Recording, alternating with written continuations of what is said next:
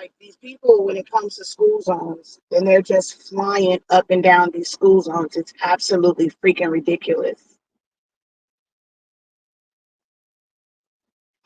So I end up slowing when I'm turning right in front of them to force them to slow down.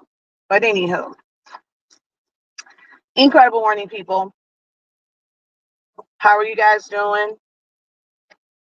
You made it there first. All right, let me check something over on Facebook.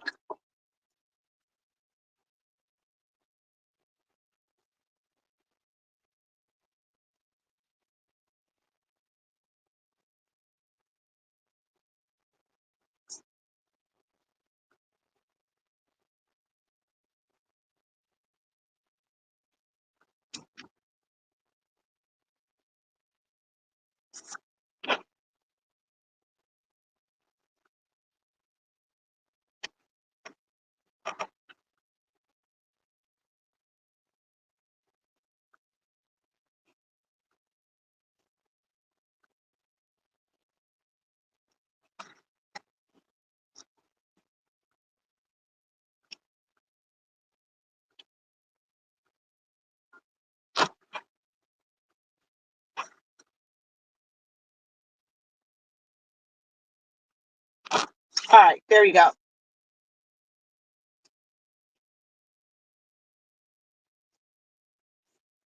All right, let's see if we actually get some people on who cares about this topic.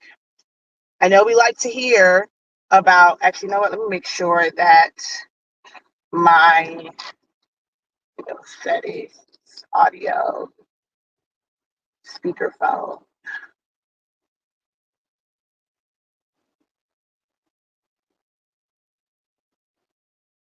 right, let's see. It should be.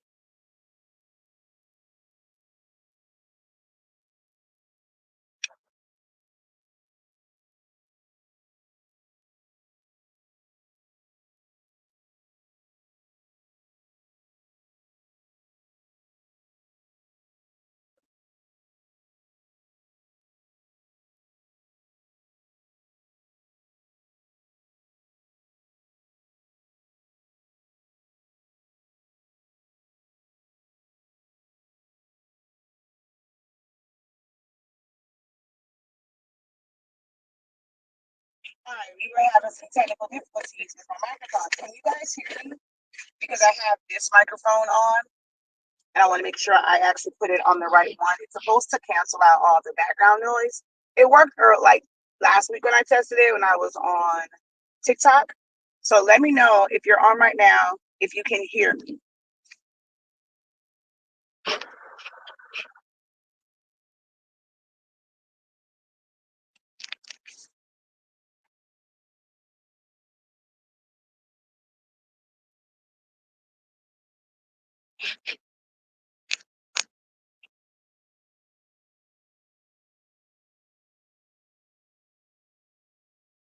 Okay, perfect.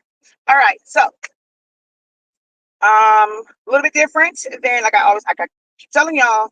Gone are the days of me coming on here simply to help you all with your questions, and when it was just that platform, it wasn't appreciated. Now we get to see all of Shakia and the things that are important to Shakia, and the country that I live in is very important. I made a decision to serve this country as a member of the United States Air Force. So yeah, this is something that's dear to me. And also, I am a small business owner. Okay, some people run away from that word. I absolutely don't.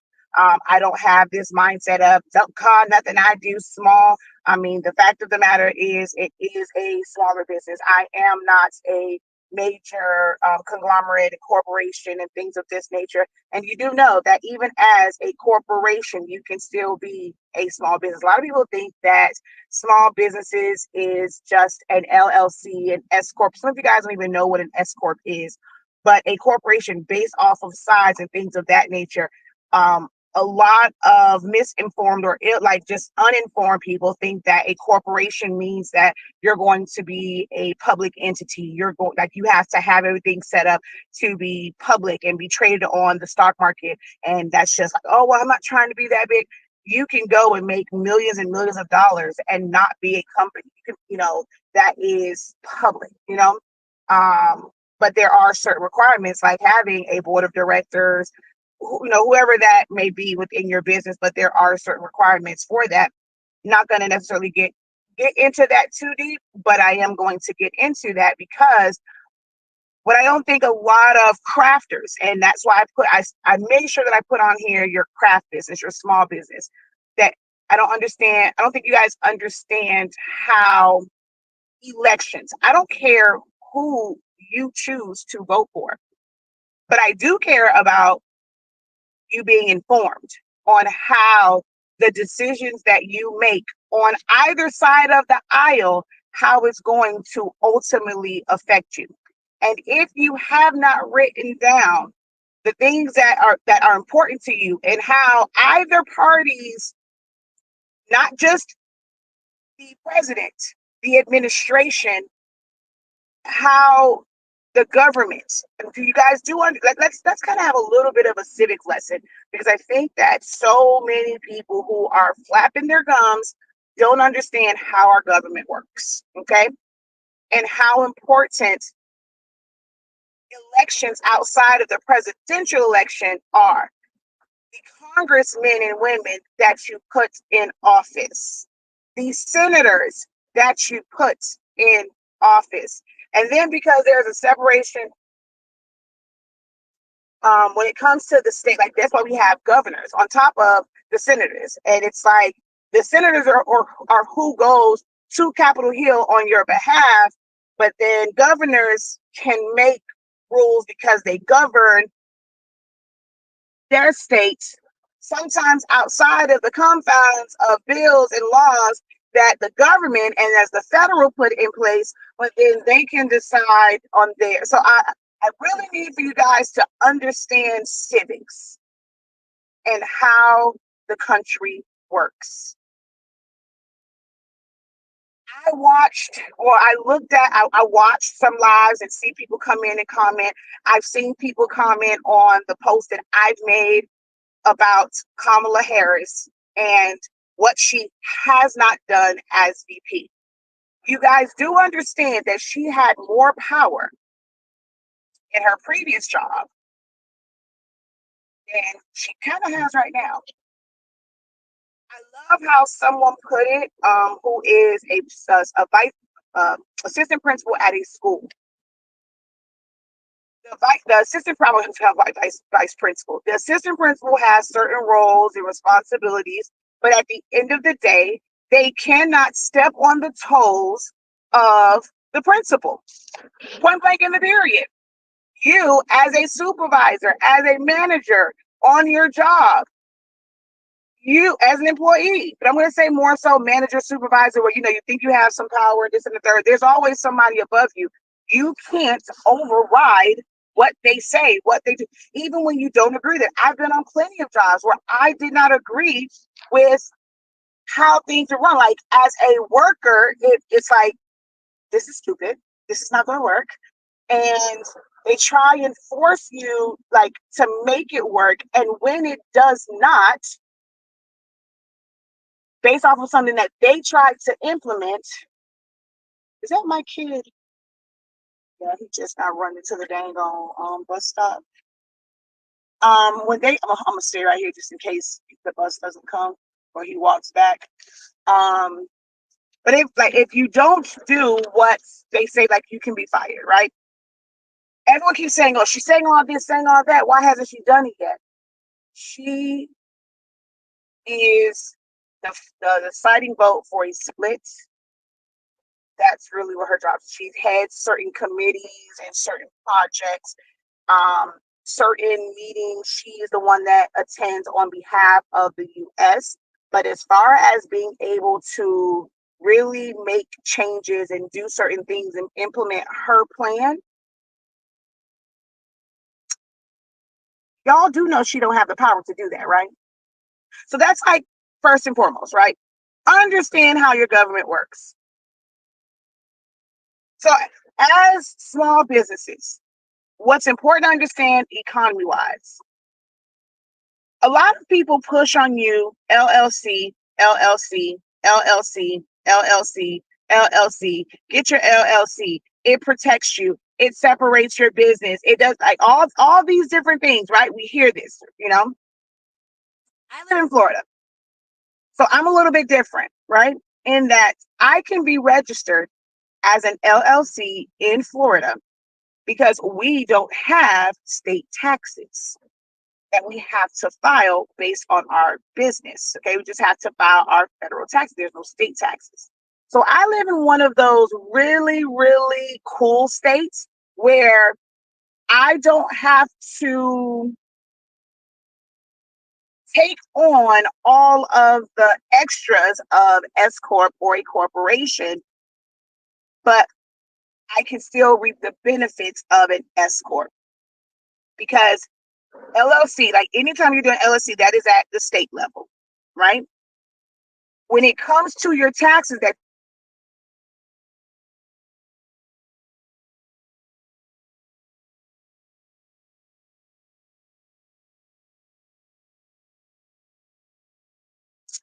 you connected to my Wi-Fi. Okay. So there's no such thing. You guys know that. There's no such thing as an LLC on the federal side.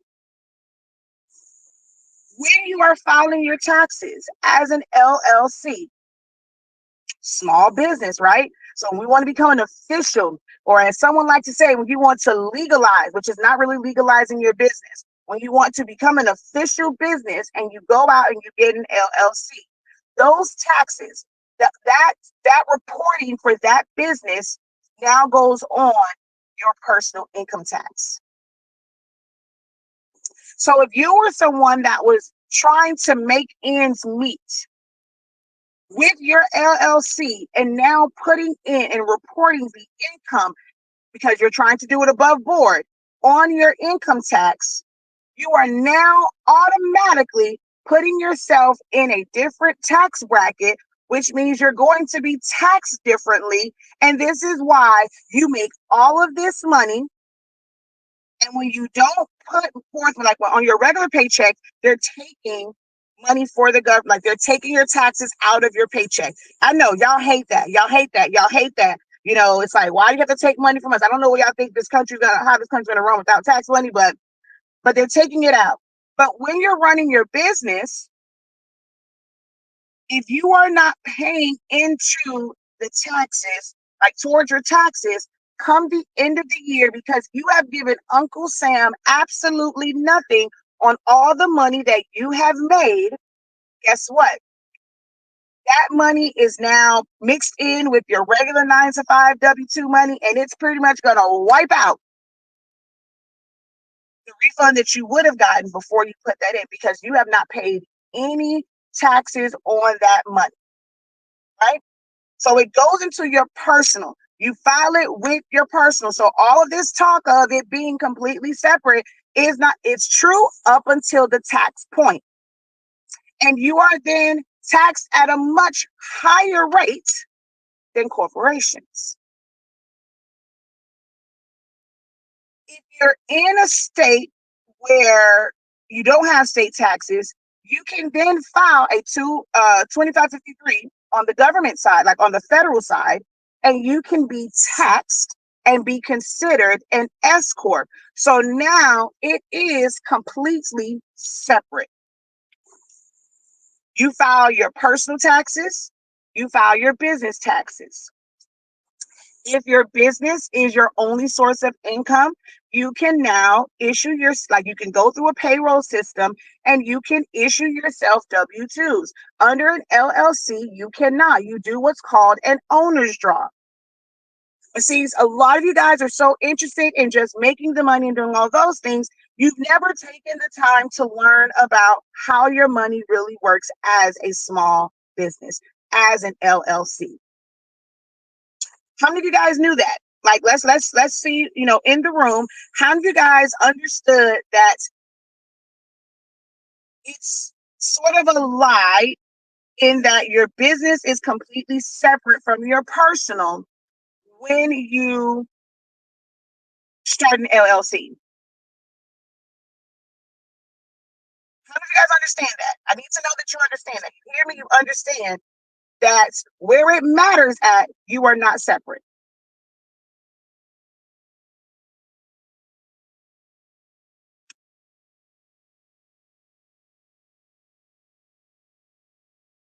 I need you to understand that there are no tax benefits in an LLC. That's again, I'm not saying that it's a bad thing. We have our business set up as LLC, but I'm also in Florida, so I'm able to, on the federal side, be considered an S corp because there are certain classifications that are available when it comes to the IRS side, and LLC is not one of them. So someone says, I thought it was separate and it protects your assets. It can protect your personal assets. In the case of a lawsuit, the only protections your LLC provides you is in the case of a lawsuit.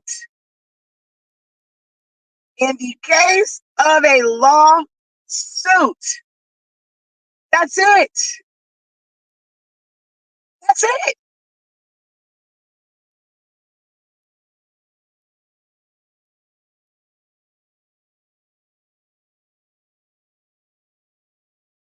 And then let's take this even a step further. It protects your personal assets. Any assets that you might have under your business, this is where now it gets really like the things that we don't have access to, the information we don't normally have access to. Then you now have people that will tell you, you need to now set up a holding company, one that doesn't do business. Any any entity, any legal structure that does business is subjected to lawsuits and those assets within that business being affected. So they will tell you, which is what the rich do, which is why when they get sued, they don't really you never see super wealthy really take a hit. One, insurance, right? That most of you guys don't have. Two, they don't lose assets because they put them in a holding company. Holding companies does not conduct business, so a holding company cannot be sued. Your business can be sued. So it's almost like you have to have a holding company that holds the assets for your. So there's all this back and forth. But we're just crafters, right? We don't care about these things. We want to say we have a business. This is what I want you guys to really understand why I despise this whole word crafters, because you guys stop at the word crafts and you never look into the actual business of running a business. But no, it is not separate. It is not. When you file your tax, and then another thing is, so many of you guys pass your taxes off to a tax professional and you don't understand what they are putting on that document. All you know is, hey, I'm getting a refund, or hey, when I try to look at it, somebody said I was going to owe 10,000, you got it down to 5,200, whatever. And you're not looking at, so you don't even understand that it is all going under your personal taxes. Even if you take it to a tax professional, each and every person has the ability to use TurboTax, to use Tax Act, all of these things to put in your information. If it's a simple to easy, real simple, even just a regular one, we don't have, you're making a certain amount of money, you just do like the regular one. You can input that. You don't have to file it. They actually allow you to put everything in for free. There's no cost until you actually file. You can look and see where you would be at. But if you just take everything and hand it off to a tax professional, you don't, this is why you don't understand what's happening with your business. You're not taking the time to get the information and get the education on how business works, how your money works, how your taxes work. So let's kind of bring it back around. I don't want to bore you guys too much. This is not, a class for that. but you don't have it's there's no separations. Did you guys know that the highest taxes are on non-corporate businesses? The companies that make so much money off of you guys, well, us, not say guys, we'll say us, that make so much money off of us, that are raising these prices, right? That's making it very hard to survive in this economy. They pay less taxes off rip. They are capped where it will never go over 20%. Whereas smaller businesses, 27.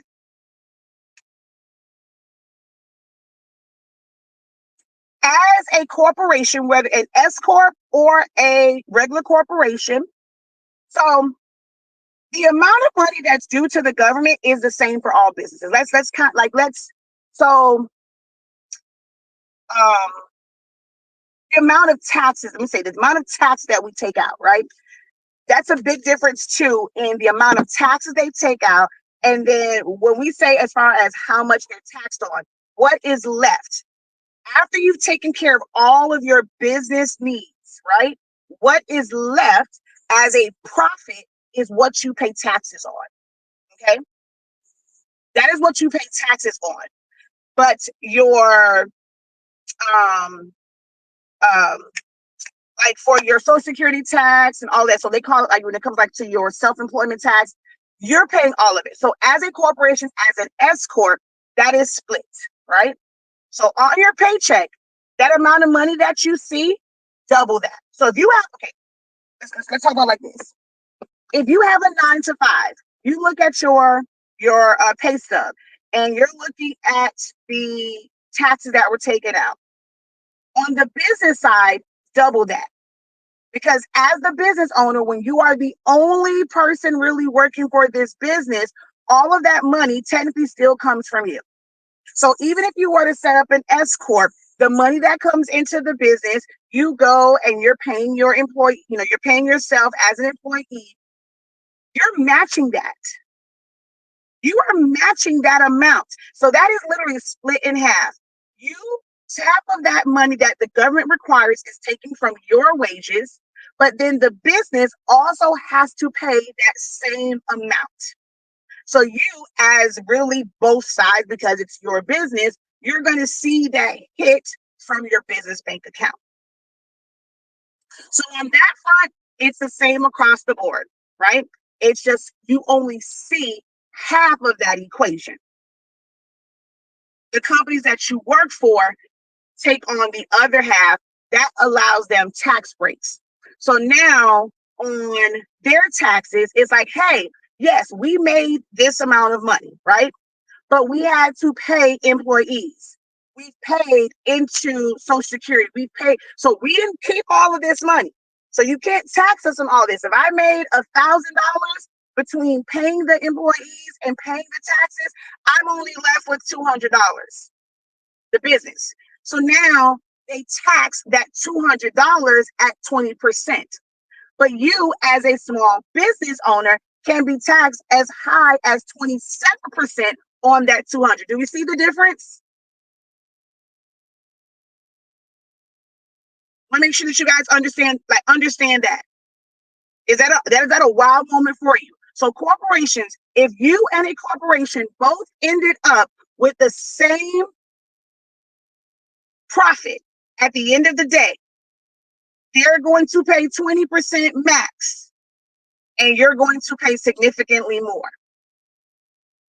They're making millions, but they're paying less in taxes. You will continue to pay more in taxes.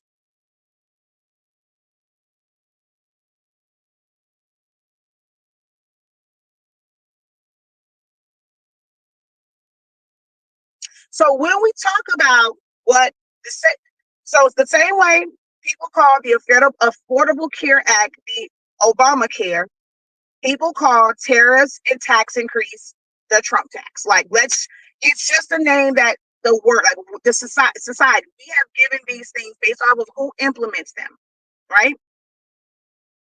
So under what Trump's administration will do, he wants to lower that tax on corporations even more. Here's also a kicker for you. I have said this time and time again in business. You don't want to save money. You don't want to save money in your business. You want to account for and spend every single dime on business somehow. You don't want to carry over a lot of inventory in business. Corporations get rid of their money. They have shareholders. So at the end of the day, most of them, their books will show zero. Why? Because they've paid their employees, they've done everything they have to do to run businesses, they're paying this invoice, paying that invoice, they're buying inventory, they're doing this, that, and the third. And then according to their bylaws and the way their structure is set up, their shareholders get paid out a certain amount of money. So they can literally go, this is why they end. So if you don't know, fiscal years end in September. So like October starts a new fiscal year for a lot of people, in the corporate world, because now that gives them time to disperse those funds. So what was considered gains, if you are a shareholder, they're going to pay you your share. So now as this company, I don't have this money. I gave it to someone. It was a dividend that was given to someone. So now the person that received that money, they have to pay the taxes on the money that they receive, which is why some people call it double taxation, all of this stuff, whatever. So there are ways around it. They will hide assets in holding companies. If you look at the structure of most businesses, if you look at like the structure of Amazon or, any, a lot of these insurance companies, you'll see corporations, you'll see holding companies, you'll see that they have LLCs, like they have trusts. There's so much to each of these businesses where they're able to move money at. Unfortunately, for small businesses, and especially minority businesses, we're not taught early on how to move money. We're just constantly giving our money to the government. So now let's talk about tariffs and taxes and how that affects us, right? I am someone that does importing of our submation ink, our submation paper, things of that nature. So when there are taxes and tariffs put in place, it affects how much we now pay for those things, right? So taxes all around, I don't care if it goes to other countries. If we're getting things from those countries, then guess what? It affects us, right? It affects us because once they're taxed, they increase the price to us. They increase the shipping and the freight costs to us. We then have to adjust our prices to compensate for that adjustment. So it's going to affect us.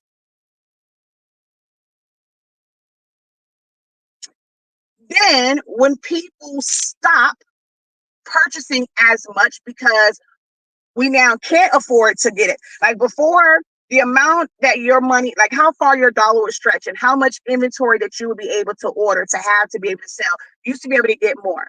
Now that they've increased prices because no one wants to lose. Literally, no one wants to lose. Once there is an increase on one end, it is a trickle effect and it affects everybody because no one wants to lose money. So of course they're not trying to lose money, they're going to increase it. So now, okay, if I had 2,000, it used to get me, 5,000 units, it might only get me 3,000 units now. So now I have less inventory that I have to sell, but I still have a budget and I still have a quota.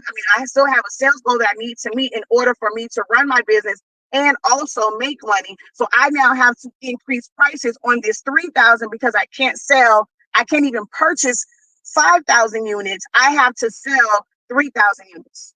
That's how that works.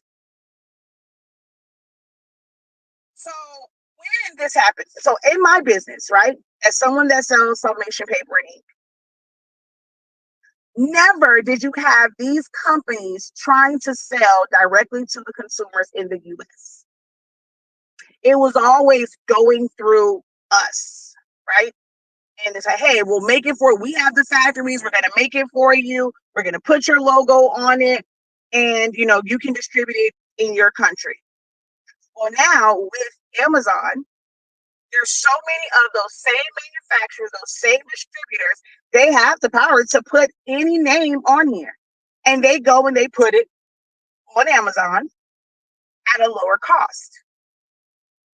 So now the 3,000, we couldn't buy 5,000 units. We were selling those. We had to drop it to 3,000 units. Now we have these 3,000 units, but now it's even harder to move these 3,000 units because others are selling it for less. Like the person that makes it has an outlet now. Once they realize how big and how easy it was to make money from something like Amazon, oh, we can literally just take our product, ship it to the United States, give it to Amazon. They're going to take 15%, but I get to do no work. I'm not affected other than the tariffs by your taxes and how you guys have to deal with all that stuff. I'm just going to collect my money and I can cut them at their legs. I can literally shortcut them.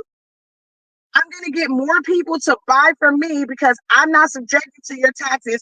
I'm not subjected to your cost of living. So I can now sell it for 50%, 40%, 20% less than the American sellers. Oh, it's a win-win. So now that affects us because now we look like the bad guys and we look like the ones who are overcharging. Oh, this is just as good, but it's cheap. It's this. So now we're affected by that, right? Do we see how important it is in understanding truly how economics work and how to come to a happy medium where we're not pissing people off and it's kind of a you scratch my back, I scratch yours.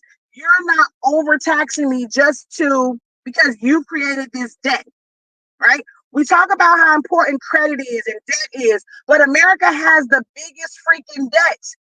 But there's no penalties for them being in debt, except for people just complaining. You don't understand that your country is in debt. Literally, our country would qualify for bankruptcy. Like, this is ridiculous. So in the digital space, right? So let's get into it right now. Everyone is promoting digital, digital, digital, digital, digital, digital, digital, digital, digital, digital, digital, digital. Digital businesses, you don't have anything to buy. So where would your money be going? You're going to make all this money digitally. With the way that the government and economy is set up, the way taxes on business is set up, there are no provisions for you for the digital age right now. We should be looking for candidates, or when it comes to candidates, like right now, our choice is our choice. But going forward, it should be looking for candidates and looking for people who understand the current state of our economy, the current state of our world, in the fact that we are a digital world. So a lot of businesses are going to go digital.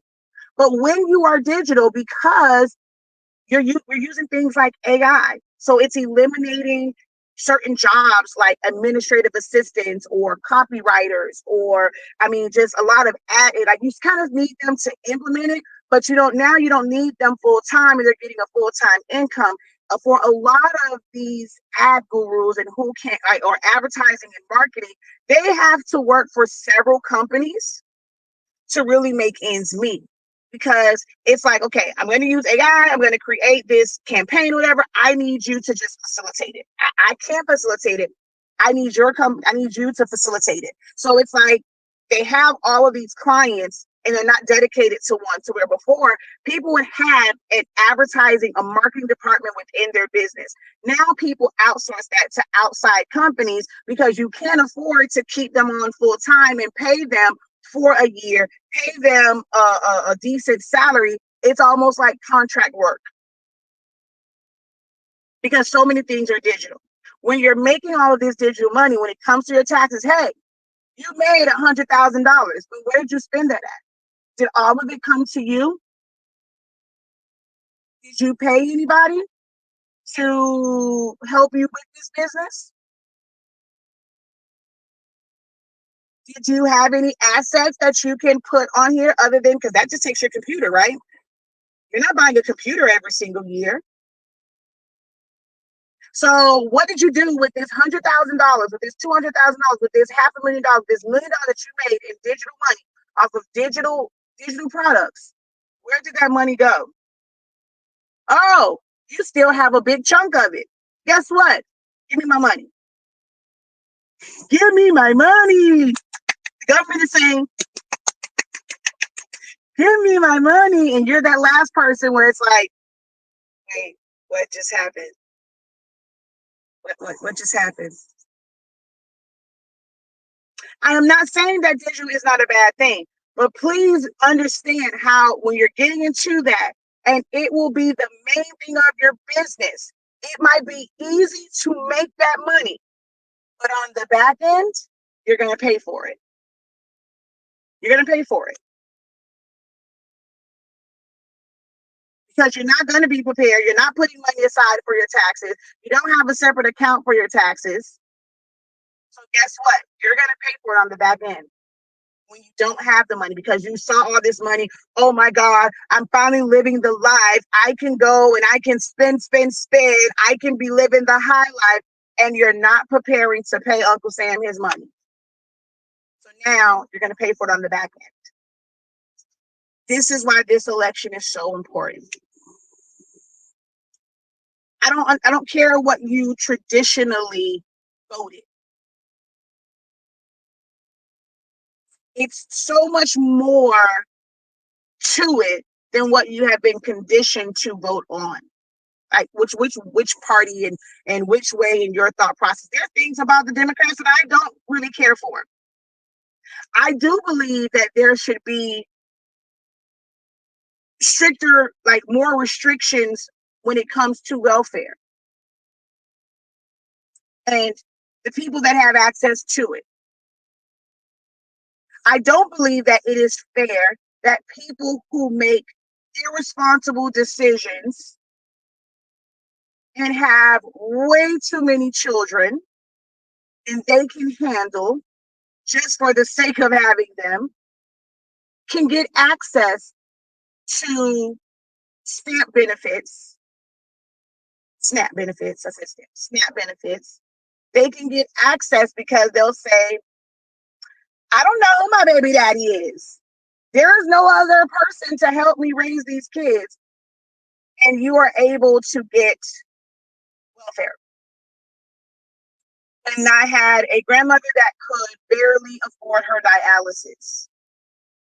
So I do believe that there are some inadequacies, but these are things that were in place as well, even when there was a Republican president. Because these things, when it comes back to understanding the government, were things that were implemented and voted on and the way that it was handled by your government, right? Your house, which is when it comes to Congress, your congressmen and women, and then your senators. So the House and the Senate and how they vote, how these committees meet, how they vote before it even gets to the president. You do understand that there's things that the president can veto and then Senate can come back and veto his veto. Do y'all not remember these things from civics? Because I do. I do. You gotta get in the discussion. If you are a small business owner, you have to understand how your power in voting is going to affect your business. You have to.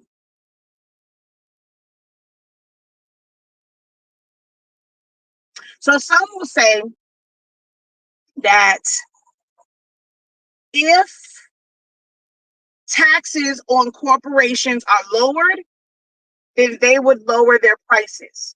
Do you understand what corporate greed is? Why would they do that? I'd have to pay less in tax, which means I get to keep more money. I'm not going to lower prices to where, oh, I'm just okay with making this amount. Yo, I'm making more money. It's not going to make the economy go, it's not going to make the cost of goods go down. It's not. It might stay the same. So it's like you have to learn to be comfortable where we are. What needs to happen is when higher taxes are imposed on businesses, there needs to be some sort of regulation that says you cannot immediately pass these tax increases to consumers. There needs to be some sort of regulation for a gradual change. You cannot make changes for if it's a year, if it's 2 years. And then even after that point, it can only be by a certain percentage. In the housing market, especially apartments which are owned by major corporations, right? Rent increases will go from not just a little 10%, oh, just an extra $25 a month. You have people who will increase rents by hundreds of dollars within a year's period. That should be illegal. These are the issues that you should be pressing your local government about so that they can pass these bills and they can see they're living in cushy homes. They don't see the increase. They see the increase in their taxes. If they're not in an area that experiences natural disasters, they don't see the increase in their insurance. I live in a place where there's natural disasters every single year, even when it does not affect my direct area, because there are hurricanes and there is billions of dollars of destruction in other places around Florida.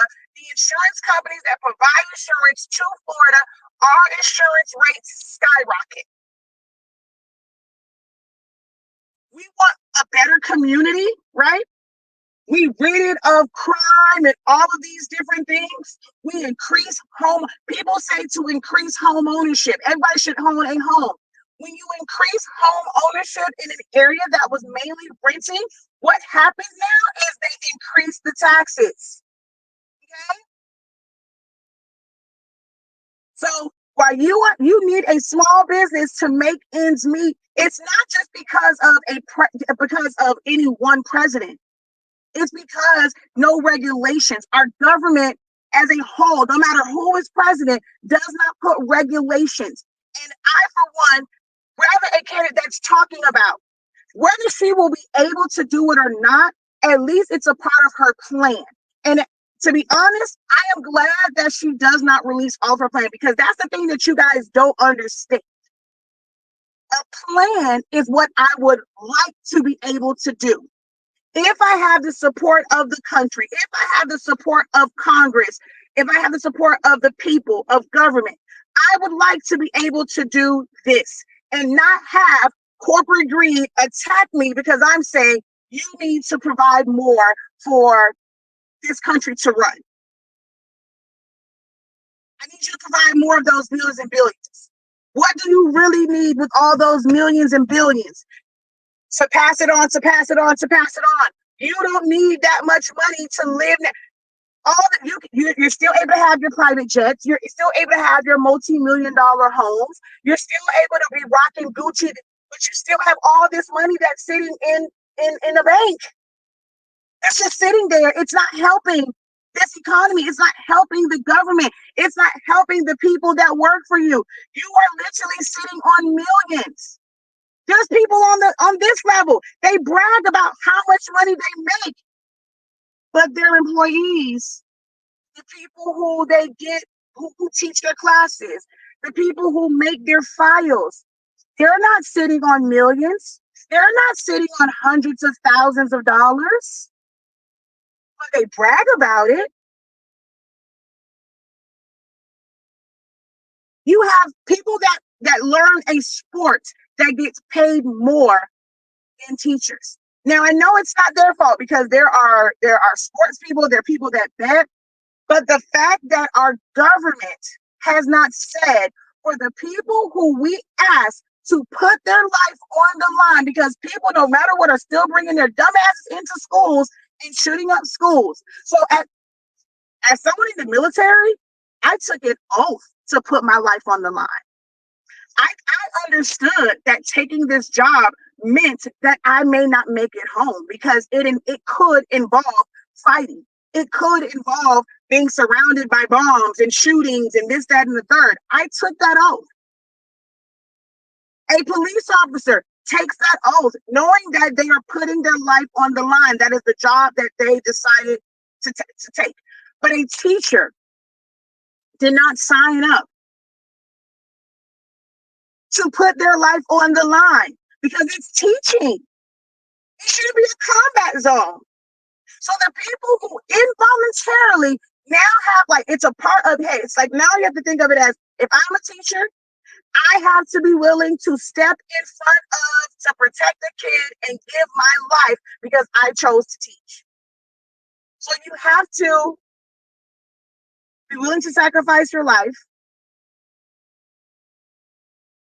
You get blamed when kids don't know how to read or don't understand math and things like that. You're the blame, right? Parents put the blame on teachers. Well, it's your job, right? It's your job to educate them. It's your job to teach them. Your job to make sure that they know these things. And you don't put, as a parent, you don't want to put forth any effort. Don't know if any of you guys have kids in school, but the way in which they are rushing education, the way that they are testing them makes no sense.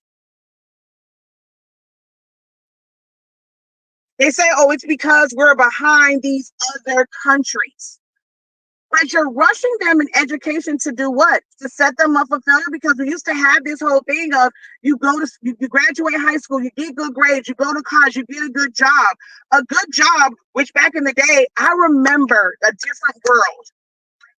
And he was when Whitley was on so excited, and it was like she was like $80,000 a year, and everyone was like, "Oh my god, like that was so much money. You might as well be making $8 a year if your company is paying you 80,000 because you can't survive now.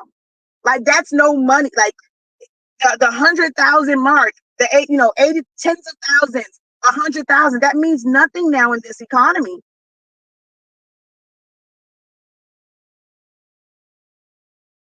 Do you have any book recommendation on this topic? The great thing is we live in a digital age. AI. You can literally go to ChatGPT and ask it these questions, and it will give you the answers because it's going to crawl every single book that is online, every bit of information that is online. Now, some of the information is like, yeah, but if you do it a couple of times, it will give you the basis, it will give you the foundation, and you can go and search. Back in the day, all of this information was hidden behind books that our communities could not afford. It was hidden in books. People didn't want to read. They had to get to the money. Now it's get to the bags where people did not want to read. It's a lot of information. Oh, you're not going to get through it in a 15. There's no way to break this down in a 15-minute video. But we are living in a digital age. Things are not hidden behind books. You just have to be willing to listen to the person that's going to kind of pique your interest. Wait a minute, what did they say? Let me go do more research on that. Let me go type in what this person said and see if what they're saying is true and how this affects me. You have access to it. I mean, books are great to support another person's business, but it doesn't require you to read any book. It just requires you to type it into a search engine and just read. That's it.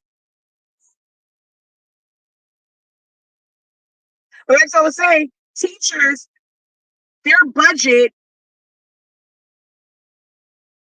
how that's regulated, how they get paid, it makes no sense to me that more funds are not allocated to the budget for education to be able to pay teachers more.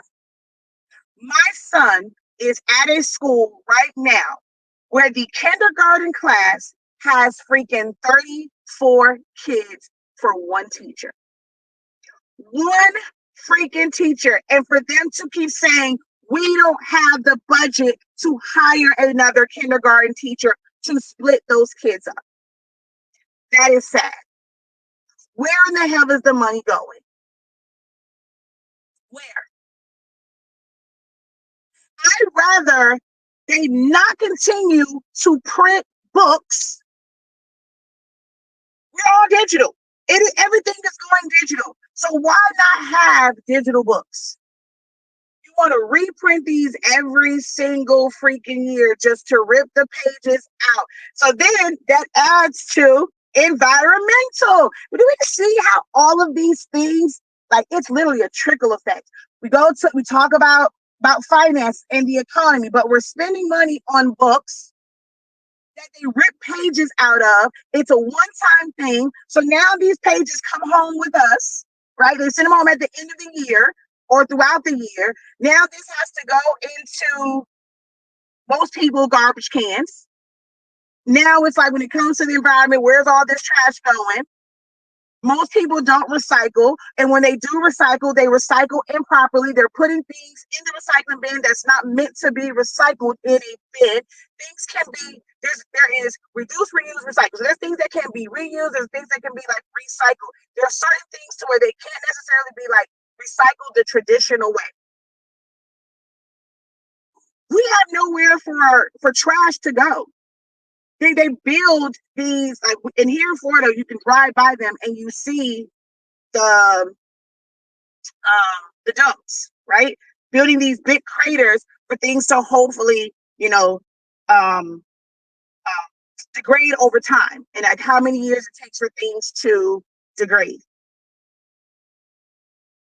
Where we used to, we don't want to buy things from China, right? Oh, it's cheap. But did you guys know that most of our trash and things like that and like our recycling, it was not even processed here. It's processed overseas. And they had to stop taking our trash. They had to stop taking our recyclables because we're recycling incorrectly and it's making it more work for sorting and things of that nature. Do we understand that about how recycling works? See, people don't like me and say, oh, I'm a know-it-all. You damn right, because I make it my business to understand the world that I live in, the country that I live in. I'm sorry that I like to read. I'm sorry that I don't mind watching long, drawn-out broadcast information about these things to understand what is going on with our economy, with our environment, with our government. So yes, I am not just the little creative, crafty person that's going to tell you how to get to the bag creatively. If you don't like it, then I suggest you move on because I'm going to make sure that you guys are educated. How many people did not understand about taxes and how your small business is being ran? You're worried about getting a little check. That check didn't come the first couple of years. There was no kickbacks to you. You got a check because people were not able to work. You're able to work now, so there's no checks coming.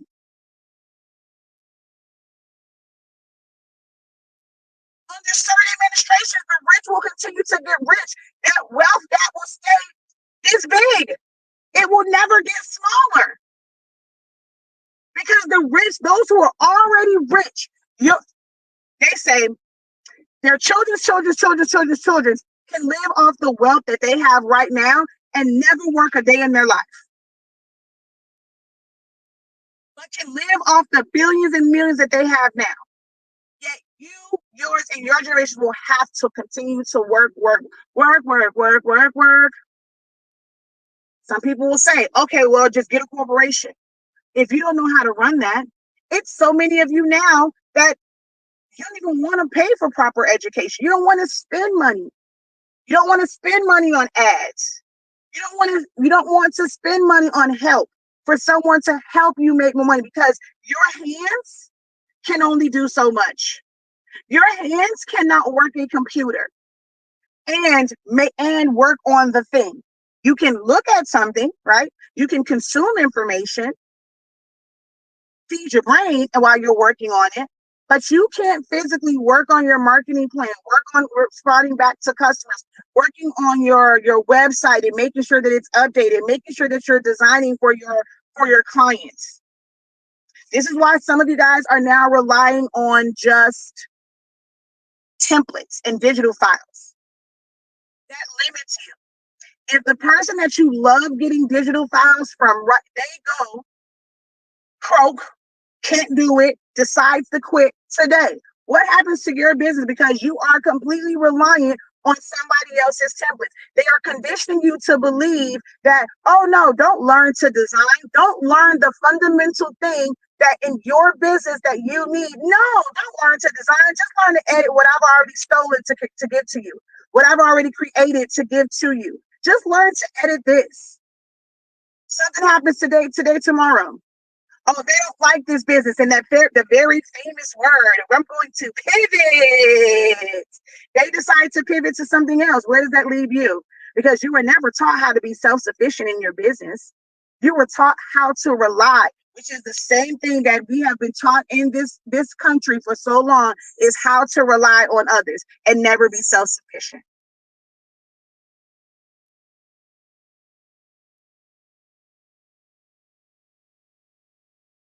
This election affects your small business because, contrary to what we like, to what we believe, that this world is going digital. And there are no provisions for digital businesses because our current government and our current economy and how we are taxed is based off of how much money you make, but how much money you have left after you spend out and you take care of business. In a digital business, you have nothing to write off. You have no deductions. You're not buying a new computer every single year. That's really the only asset. People tell you all you need is your phone. All you need is a computer. You don't need to do X, Y, Z. You don't need all this other stuff. Well, at the end of the year, you don't have anything to write off. So all that money that you balled out on, I hope you have some tax money somewhere.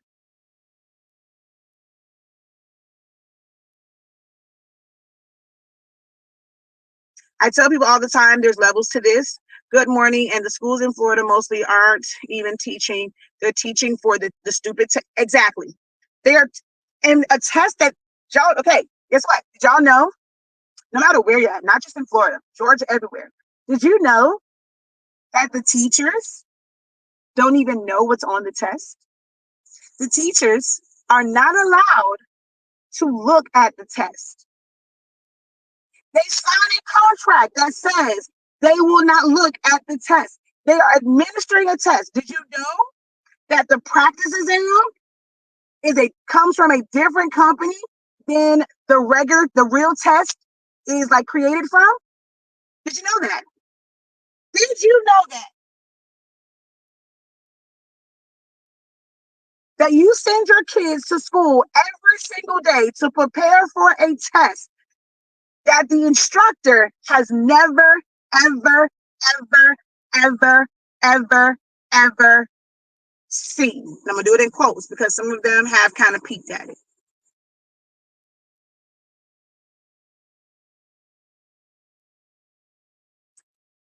Someone says car insurance. If you're doing digital, what do you need to drive around for? Where are you going to? What clients are you seeing? If you work from home, you can claim one room as an office. What does that do for you? One room.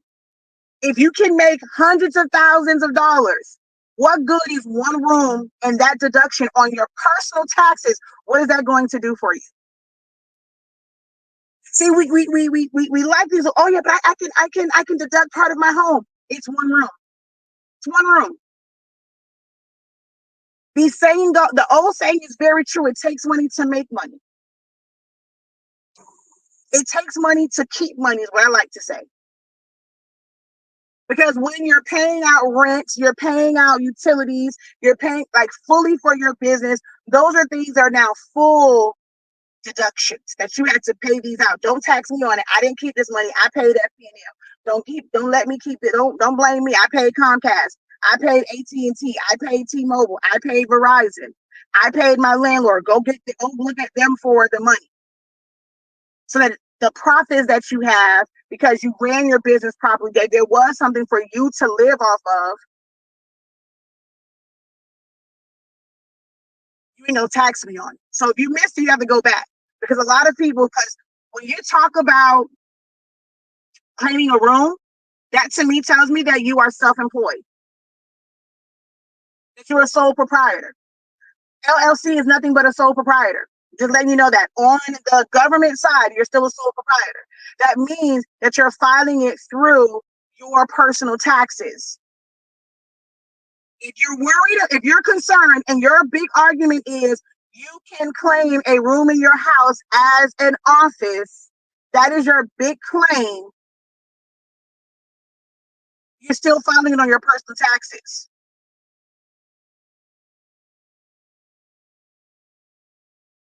I don't, there's a lot of people that say, I've run my own business for 30 years. Doesn't mean that it was run properly. Doesn't mean that you understand all the tax laws. It doesn't mean that you've been getting the most out of your business. There's a lot of people who say they've been running business. And I'm not saying this is you. This is just in general. There's a lot of people that say they've been running business for 30 years. But it's probably still just them. Do they really understand? 30 years. If you've been 30 years and you're still, well, if you've been winning 30 years, that means that how's your business set up? In 30 years, are you an LLC on the state level? How are you filing with the government? Is it under a partnership? Is it just you on your business? Is it someone else? Because without someone else, it's not a partnership and you're still a sole proprietor.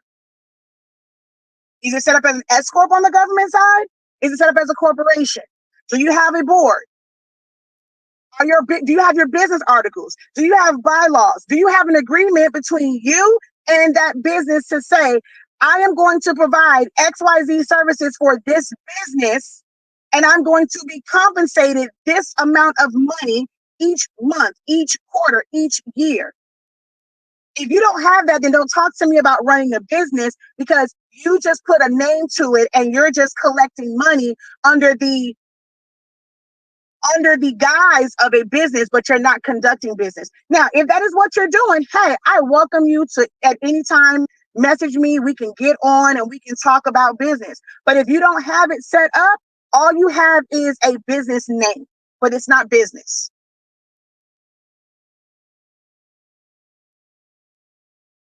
Okay, you're in Australia. Baby, I'm in US, okay? Unfortunately, this conversation is not for you. This is about running business in the US. So maybe for you, it's different in Australia, but this is a US conversation. You are more than welcome to hang out with us, chill with us. Let us know how it works in your country. If it's different there than it is here, and if there's anything that we can learn from another country, we welcome it all. But this is a conversation about how business works in the US.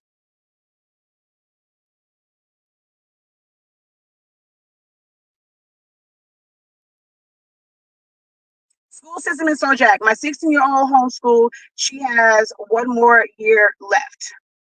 Thank you for all these gems. You are very welcome. But yeah, anywho, taxes are going to be a big thing, guys. The economy of your business, of your household. Your household is an ecosystem. Like, you have to understand the economy of your business and your household and what you need to survive. Since we want to keep talking about people, that's like the main thing is economy. Most people, I don't see people talking about infrastructure. I live somewhere where there are roads that are absolutely jacked up all the time. People have to get they have to pay not just for their daycare, right? Just paying for that and childcare.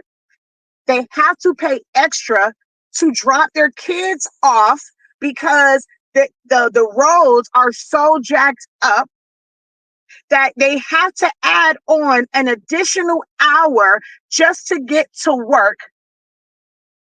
So they have to drop their kids off earlier, pay extra to have them dropped off earlier so they can get to work on time. Okay? Okay? That's absolutely ludicrous. That's crazy to me. But we don't talk about those things.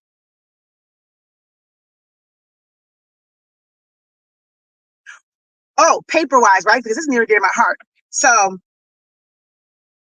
there's certain pulp because of dumbasses when it comes to drugs. The thing that is needed to make paper can't be imported directly to the US.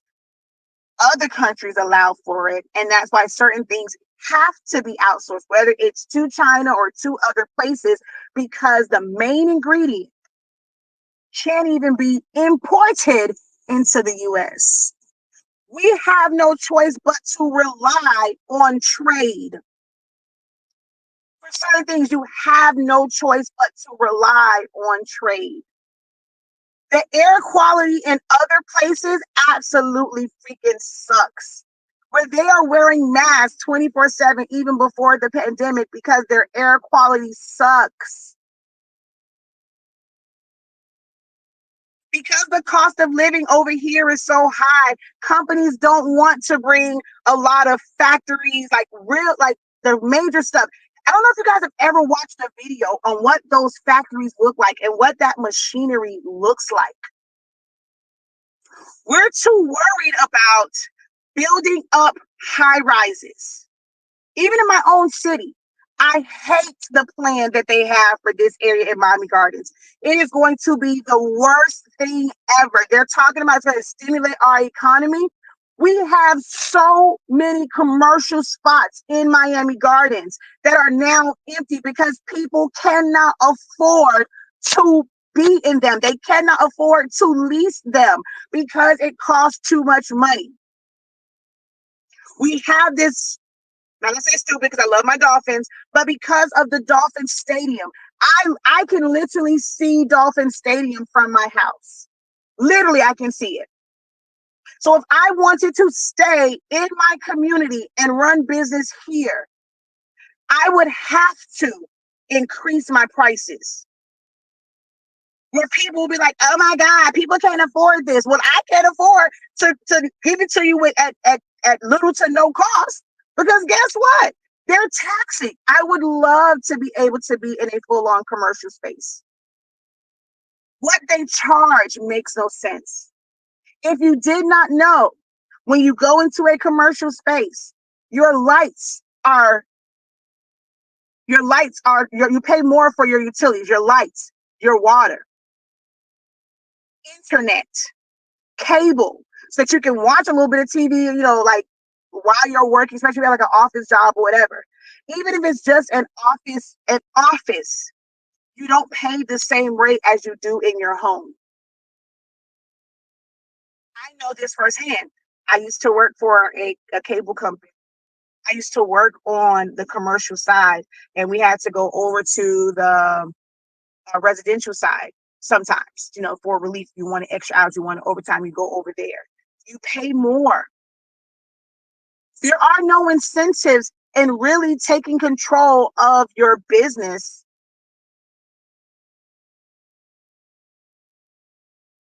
other than now, because you're paying more in utilities, you're paying more in rent in your lease. You now can put that as a deduction, but in order to be able to pay that every single month, it's increased costs to the consumers.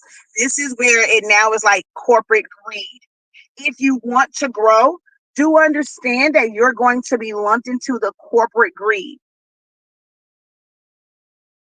Because the more that you grow, the more responsibility that you take on for your business, the more money it's going to cost. That money has to come from somewhere, and that's going to be what you charge your customers.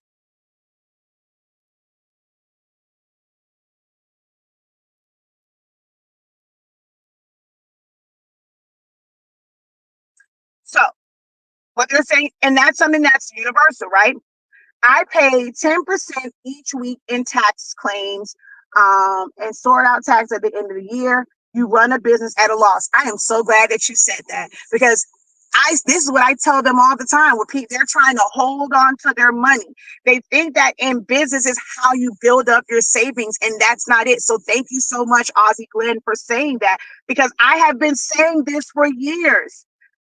You don't want to keep money in your business. You want to spend every dime. So while you're sitting here trying to hold on to it, oh, I don't want to pay for this. I don't want to pay for that. I don't want, oh my God, they're charging for this. Spend that money. You should not end your business with this high. You go and you set it up to where, okay, the business makes a certain amount of money. You pay yourself, that tax is coming out. You now can file just your regular tax refund, get all of the credits. Do you know, when you have your business, all of these credits that you get when you have children, having your business and filing that under your taxes cancels that out? It cancels out those child tax credits, because you haven't paid any taxes to Uncle Sam. So they're going to take that child tax credit right back. It's better for you to be set up to where you can actually give yourself a W-2 and let them take that taxes out. So now you can actually reap the benefits of child tax credits, earned income credits. You don't get that when you're filing it under your personal taxes.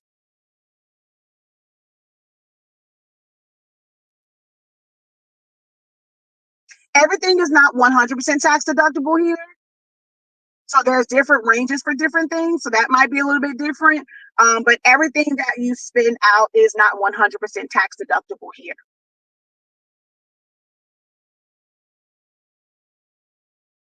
Miami Gardens is something else, like complete, like it's ridiculous.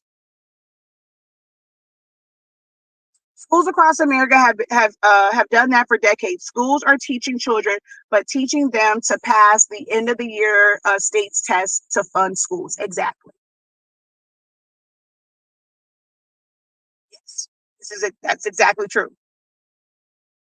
Our education, we gotta step up, y'all. We gotta step up. Put pressure on them for better for better education for our kids.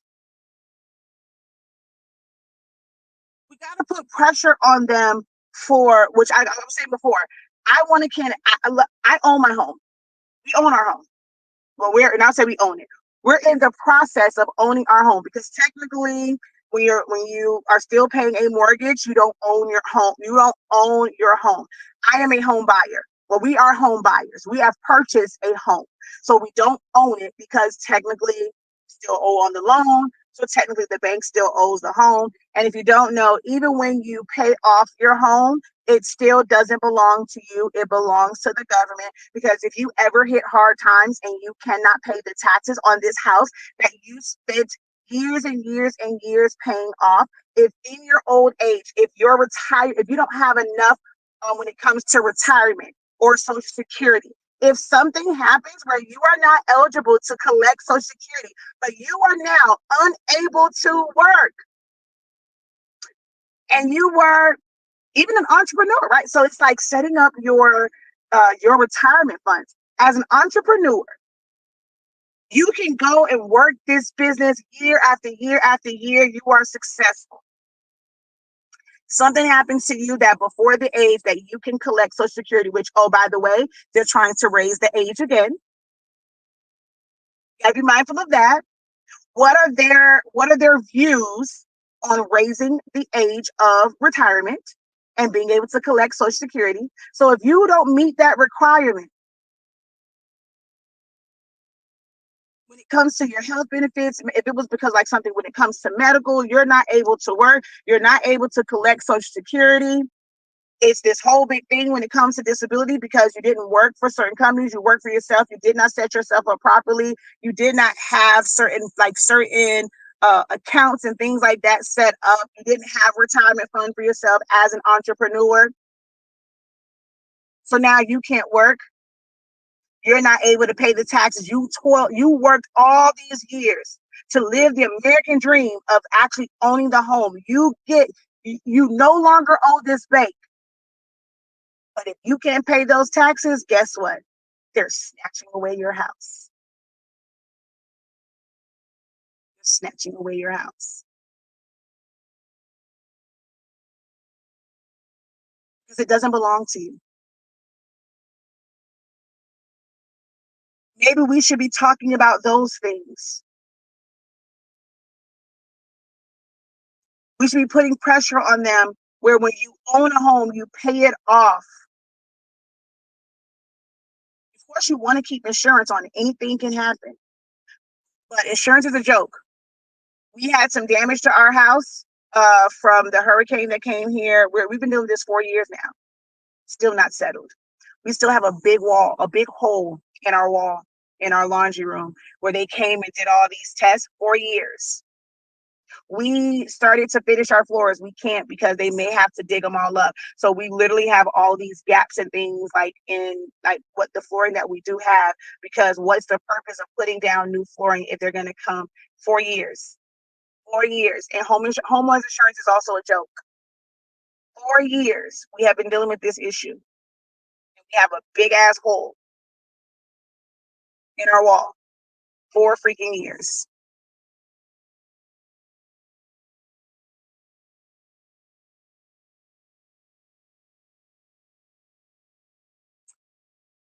All right. So it's like, really think about the views. A plan is what they would like to be able to do. It's not what's going to happen. Because all they can do is like, hey, this is what I would like to do. Are you on board? If the House says absolutely freaking not, because we have a divided government, and the House is the party that is the majority in the House could potentially not match that. Right, as of right now, it doesn't match the administration. Nothing can that whatever Biden's plan or the current president's plan was, it means nothing if you don't have the support of the people that it comes through before it becomes law. It makes no difference what your plan is. Everyone keeps asking for, oh, what's her plan? She hasn't said plan. She hasn't put out policies. If any candidate, I don't care who it is, even for Donald Trump, I won't really say what the hell I want to do either, because if you put out what your plan is and it does not happen because the government, the House, and the Senate, you won't be able to get that support. Your plans mean nothing because they're not going to approve them. So while everyone is on this whole thing of knowing what the exact plan is, for anybody, it's an idea, it's a concept. A lot of people are laughing at Trump saying, I have a concept for a plan, but it's facts. It's just a concept. It is my ideas on what I believe could help benefit this country. We have to test it out. Do you know, as a business owner, how many things that I've tested out that did not work? I had a plan and that did not pan out. But the stakes are a little bit higher when it's the president, the leader of our country, the leader of the free world that's making this plan. But if that plan does not have support, it means nothing. So please stop asking for a full written out. You want to see exactly what it is. We just say, oh, what you said you were going to do. I know what I said I would like to be able to do, but if there is no support for it, then what? Then when people go and say, okay, well, they're getting all this money, that's called a budget. So this money was already laid out for specific things. Not like they're taking away from Once a budget is set, it's not like they're taking away from certain things to fund this, like, to be able to just give away to these countries. There's a certain budget that's set for that. You know who sets the budget? It's not the president.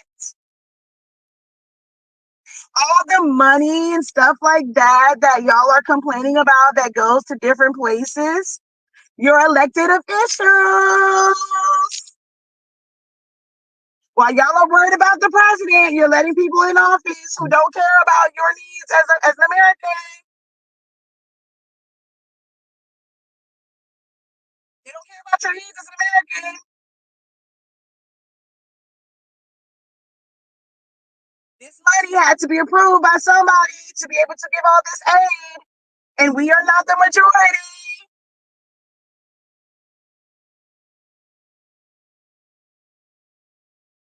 Look at the real issues, people. Stop focusing on what the plan or what somebody's policies are. They are not their policies until they are enacted. They cannot be enacted without the support of government. The president is only this much. It's the face of the company. It's the person that's the billboard for the company. That's it. That's it. They are not the totality of your government. Choose an administration that's going to benefit you, that's going to get the ball rolling to benefit your children.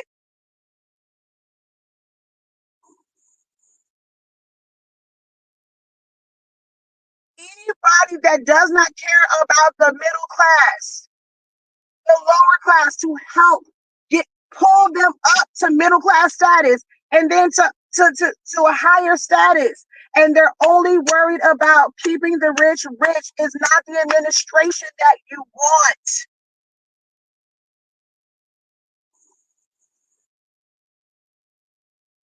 I have lived this life as someone in the military and seen the bullcrap, and as a civilian. So when we talk about wars and this and that, we have troops everywhere. I never even served in the US. I served in freaking Korea. I served in Germany. I was this close to going to what we call you pick a stand, because you never know which stand you're going to go to. Afghanistan, Pakistan, da da da da da da. I have friends that spent more time serving in Turkey than they did for in their own country. We only spent basic training and tech school serving in our country. I spent my entire career in the military once I was stationed overseas. We always in somebody's business, which is not a bad thing. We want to have allies. You want to have allies. I'm not saying it's a bad thing. By no stretch of the but I've been on the inside and seeing how some of these decisions affect people not coming. Remember, I said I knew that I took an oath to maybe never come home. Because you can't control the mindsets of people. You can't control people. You can't control those who want power and want control. When they want power, they want control. They're going to try to take it by any means necessary, which is why we have these two wars going on.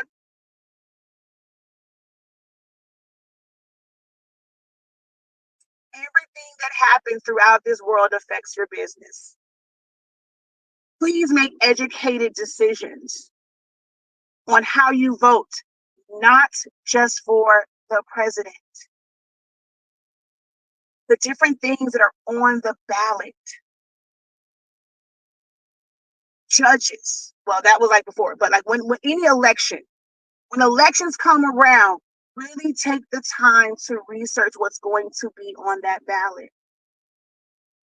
It's so funny to me that when they send that little pamphlet around, right, to tell you who to vote for this, and then when it says judges, oh, just pick a judge.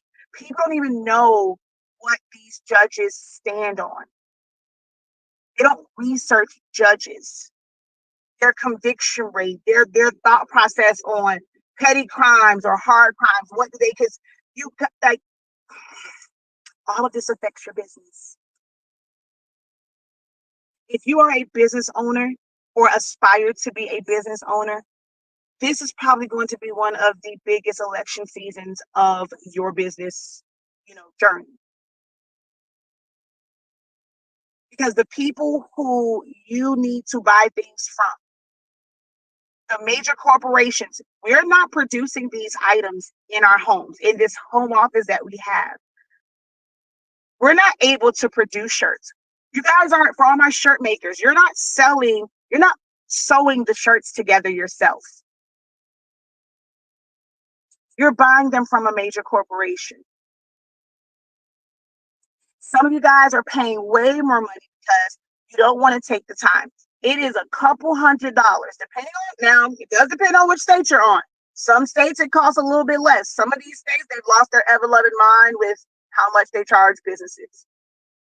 But you don't even take it because you don't want to pay extra taxes. Oh, I'm barely making enough money. I don't want to pay sales taxes. So you don't want to get your resale certificate. Your EIN means nothing. Your EIN doesn't get you into the rooms, or not say into the rooms, but it doesn't kind of in the rooms. It doesn't give you access to the companies where you can get items at wholesale prices, at resale prices. Your EIN means nothing because any business can get an EIN. You having access to lower cost of goods is determined by what your resale certificate says, how your business is registered. Are you someone that's going to actually resell these items? Because that is a way for them to regulate, to make sure that average consumers, they're not trying to bypass corporate greed, and they're not trying to bypass retail and now get things over here for less. But you got to be willing to set your business up. You have to be willing to pay taxes. You have to understand how to properly price. You have to stop letting people tell you you're price gouging when they don't understand how business works. Business is so much more than you crafting a chip bag.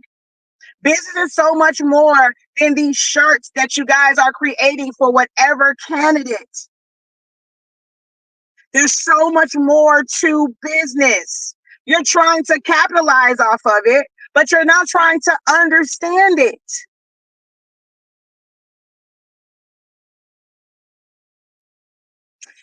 They keep pushing back the age of retirement and Social Security for the people that have worked for all these years, 40 plus, and then become disabled and are forced to retire early. Guess what? They don't want to give you the money that you have worked and put forth, and it really sucks. They don't expect people to retire and get their money. They expect them to die first. Exactly. Exactly. They don't want you to live off of your labor, your hard, like your labor and what you've worked for to be able to relax.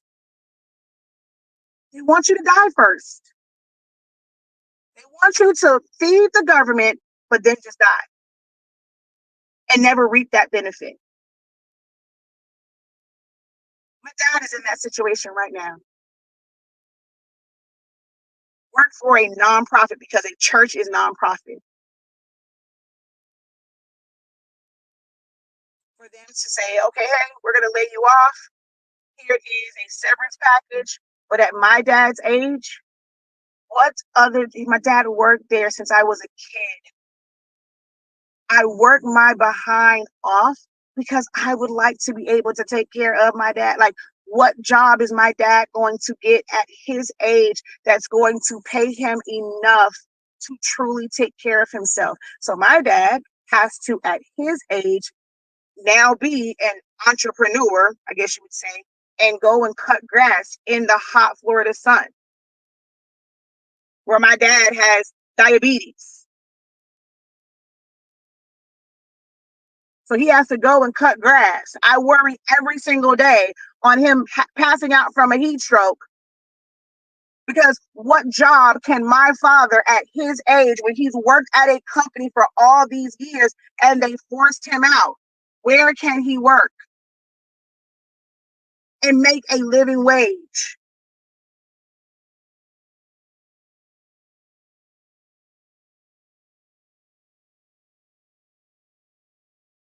trying to bridge the wealth gap for my children because I let them know you got to carve out your own path.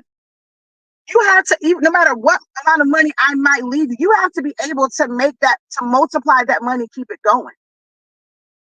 I work my butt off because I understand that how our government, how our economy works. I need to take care of my parents. And I want to put myself in a position to where my children don't have to say that they need to take care of me and my husband. And being set up to where we don't have to deplete savings to cover medical costs, to cover paying taxes on our house when we don't need to. But I'm done. Told y'all, my discussions are not going to be all about gluing and pressing and all that stuff. Of course, I'll have those discussions, but that's not going to be the only thing that you see over here now. Because there's a lot of things that you guys just don't understand about running a business in this country, and how your decision in November is going to affect how you run business, especially as a sole proprietor, especially as an LLC. Do you know that I coach people all the time, and they would love to go full force with their business, but you are penalized for having a business. Like if they're not ready because they don't want the stress of like corporation and like having somebody else do it, because then guess what? You let somebody else set it up and then they steal from you. I just watched a story where a young man, this other company basically stole his business from up under him. They don't have any real ideas. He had all the ideas, went to them because it's like, okay, you have more access to help my business, and they snatched it from underneath him. People are so afraid of doing that and having their ideas snatched from them that they're afraid to do it at the highest possible level. So they kind of stay in this sole proprietor type and LLC like bubble, but it's not helping and it's not benefiting them.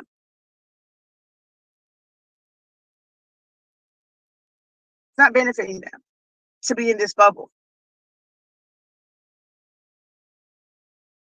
Vote blue. Can't tell people here that. I'm not sure if you could email me.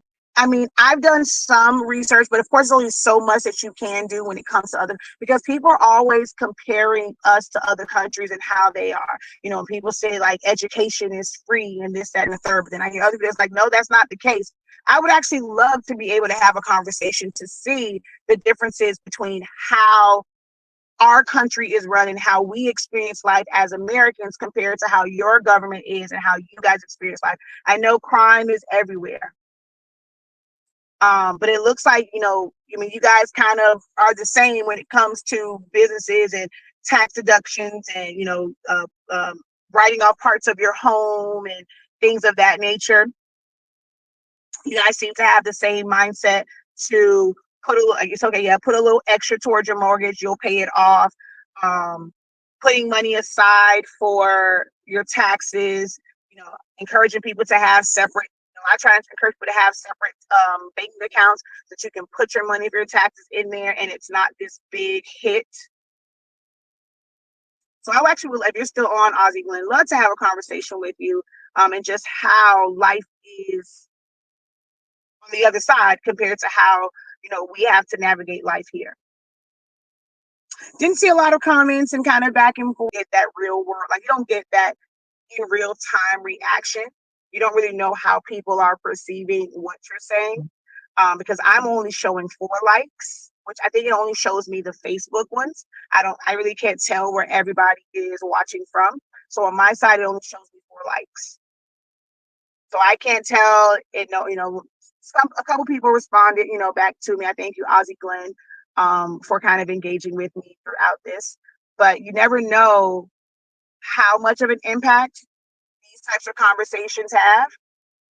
because people don't respond back. But hopefully, you guys, I know it's like kind of all of this. It's like when I'm passionate and a lot of things are going through my brain, I know it's a lot of stuff. That's why like I like classes, because when I'm doing my classes, I can kind of stick to one thing and one topic, and we're talking about that over time. I don't know when the next time I'm going to get on here and talk about these things. So I know it's a lot of stuff that kind of came out. If you sit here, you watch the playback of this for an hour and 34 minutes, or you've been with me for an hour and 34 minutes, I know it's a whole lot of going on, but it's so much that's like in my brain about this. It's something that I'm so passionate about. It's something that I've been afraid. You lose people talking about this. They don't want to hear it. Oh, they want to know about the craft stuff. Lose people. Or when you're talking about it, it's like, oh my God, here she goes again. She thinks she knows everything. But you should. You should aim to know everything. You should aim to absorb as much knowledge and information as possible to where people cannot bullshit you. People talk about fact checking because they did not bother to really educate themselves on certain things. And people can say whatever. Like, people believe a lot of bullcrap because they choose not to read. They just want to get their information based off of what somebody else said. Everything I said right now could be a complete lie. And there's some people that will like it. Oh my, yep, because they trust me, they know me. People say like know, like, and trust. That model can also lead people down a very dark path because you think you truly know them, but you don't. You learn to trust them because they show up every day. You see them all the time, and you're not fact checking what's coming out of their mouth. You're not looking at their track history. You're not looking at who they are truly as a person. And it's just like you're just sheep. You're just following what somebody says. So fact check me. If you don't believe what I'm saying about how LLCs work, how S corporations work, how corporations work, the fact that you're not fully protected, how schools work, that teachers can't see the test. If you want to make sure that what I'm saying, that I know what I'm talking about, fact check me. Go and do the research. Go ask a teacher. Your research does not have to be online. The teachers that are in the classrooms, you go pick up your kids, send them a message. Ask them, is that true when it comes to testing? Go to the IRS website and look and see what entities they say, like, is LLC on that? That's what I want to say. That debate has me fired up. You'll probably see more content. I'm actually probably going to go on TikTok and talk about it too. But yeah, you'll hear a lot of talk about this because as things come up, I mean, I just want you guys to be informed. And sometimes, yes, it will come behind the paywall. I run a business. Okay. I've spent an hour and 37 minutes being like exposing them to some things they've never heard. I run a business. I run a business off of providing information because I'm a nerd and I like to read. I like to research, and the things that you don't want to want, you don't want to filter through all of it. I created a business around that. I can provide you certain things and little nuggets to help get you going when it comes to business, but to hold your hand, that comes with a price. To break it down for you, to give it to you written out. Someone said, hey, is there a book? I could write a book, and that book is going to come with money. So I said, if you want to purchase something, sure, go look for a book and support a business. But all this information you can get for free just by Googling. But now when it comes to when now creative business opens back up, and we're talking about structure to help you decide which structure you want to set up as, depending on how much time you have, how much resources you have. Make sure that you're in those rooms. It's tax deductible. It is. You have a class that costs you $500. A class that costs you, I mean, even $20 makes a difference. Classes are not a bad thing, especially if you're running a business. You needed that to help your business.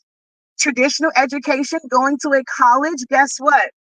That's not fully tax deductible. Now, as a parent, and you do that, if you went to, I'm not gonna say that, because if you did go to school, there are certain credits that you will receive. But when you have these big debts and loans and stuff like that, all and paying those back, it doesn't really help you. I think that there needs to be some incentives for those who are still paying back student loans, that comes off, because where does that student, like that debt that you're paying off, where does that money come from? It's you having to take money that you're on this job, you're working, right? They're not paying you enough to survive in this economy. You have to take care of, you want to have children. People make it so it's about, oh, if you couldn't afford them, you shouldn't have children. That's the dumbest thing in the world. We welcome children. It's very expensive. They want to be in activities and things like that, but you still didn't have to pay off your student loan. Where is the credit for actually paying off the debt, paying off that loan, especially when it comes to school loans? Why are we not bringing up these issues and asking them just their thoughts on those things? Incentives for actually paying instead of worrying about getting it wiped out. You chose to go to college. You chose to take out a loan so that you. Oh, wait. Okay, wait. I know this is off topic, but I got to talk about this. What makes me upset about certain people when it comes to the whole student loan thing? You took out student loans so that you could get a refund check to be able to go buy gear, to go out to clubs and hang out and party. Most people, their debt was not just for their education. They got a refund check. And instead of taking that refund check and giving it back, they wanted to spend it. So now you have student loans. It's no different than you choosing to swipe that credit card. That's nobody's fault but yourself. But if you are a responsible person and you are paying back these student loans, where is the incentive for me? Yes, I chose to rack up this student loan. I am paying it back. Where is my incentive? Where that will be like, okay, you're taxing me on how much money I made, but I didn't get to live off of that because I had to pay out X, Y, and Z.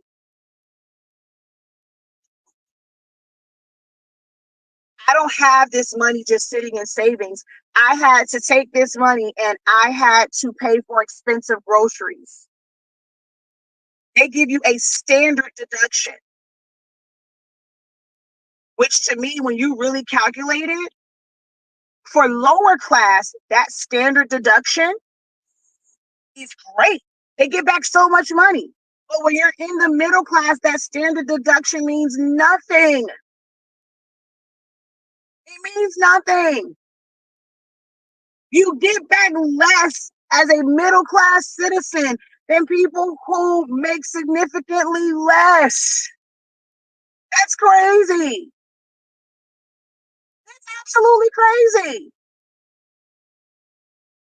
What I loved about what one of the things that Kamala talked about was for small businesses and being able to have standard deductions on that business side the same way that regular taxpayers have deductions. That is so important. So important. If you have never filled out your own business taxes, do just get into it. Get a TurboTax account. Put your numbers in and at least look at them, and you're starting to see where these deductions. I taught in my class about all the deductions and where you would put things, what are considered assets versus office supplies, and counting everything down to the penny. Everything. A paper clip, keeping up with your receipts, doing all of these like to help you in your business and how you're pricing things. We want to charge more, but there's no justification for it. So now you're making more money and you're going to be taxed higher because you're profiting more and you're not accounting for every single man. I could talk like, dude, I gotta go. It's almost 2 hours. I could literally talk about this stuff forever. Forever. Because so many of you guys are not educated on that. You just watch videos about crafting. This is where my disdain for the word crafting is a hobby. Crafters should not be worried about, because that's something that you do. It's leisure.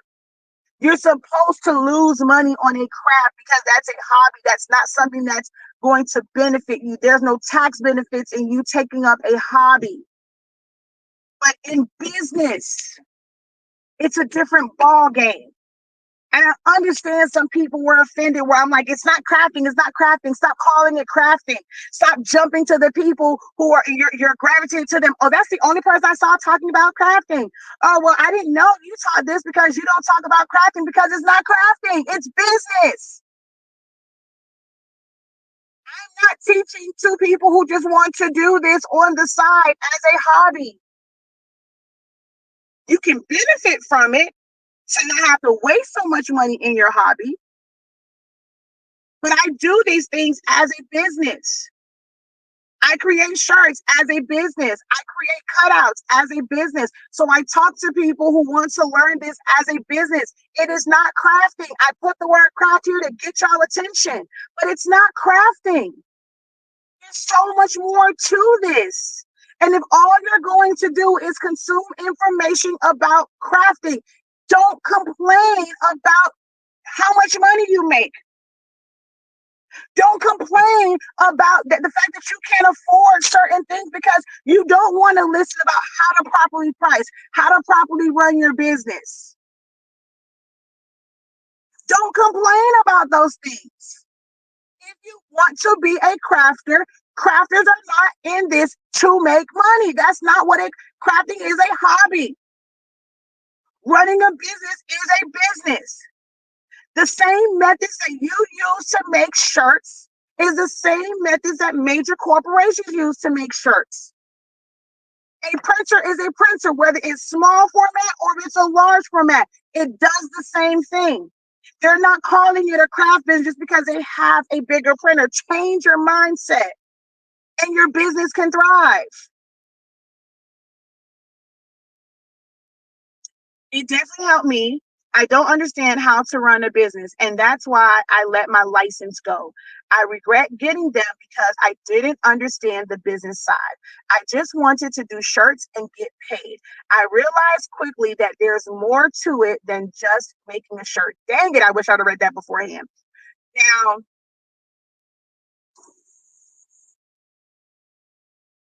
here's the thing though, right? So how I'm reading this, when you say your license, do you mean your LLC and your structure, right? You letting that go, it wasn't really like, so I talked about it in the beginning where your LLC doesn't provide any real protection. You know, now there's a lot of people now teaching that even if you have an LLC, to put your assets in a trust so that if your LLC is sued, they can't take those things and now you're left without the things that you use to like conduct business. But you letting that go was just an amount that was paid out every single year to the state. If you are still, unless with you saying you just want to do it and get paid like for making shirts, that means that you're doing all cash and there's no paper trail for it. But that means that you have to see people in person all the time to be able to get cash. You're not going to be able to take things digitally. Because even with Cash App, you get it, you know, people say, okay, Cash App, you get a certain amount of money, you still have to report that because Cash App has to report even on their side. They can't allow you to just filter this money through their company and not report to the government. Hey, I know this is how much that came in, but I gave it to that person over there. Go tax them for that, right? So they have to report who they gave this money to. Because even with the Cash App, it's not coming directly to you. It is going through, it is filtering through their bank. There is a digital log that money came in. So they have to show that, hey, somebody else took this money. They took these X's and O's and they, or ones and zeros, and they transferred it to somebody else. It was transferred through ones and zeros to another bank. You can't tax us on this. So if you would like to be able to take digital payments, whether it's PayPal, online, a credit card, whatever, and it's not physical cash, you're still subjected to filing for those things on your personal taxes. It would have been better for you to, depending on what state you're in, to have that LLC, but have an S Corp election, or to just pay for the S Corp, understand how you're supposed to kind of like set it up, and your board and all these different things on like on that side.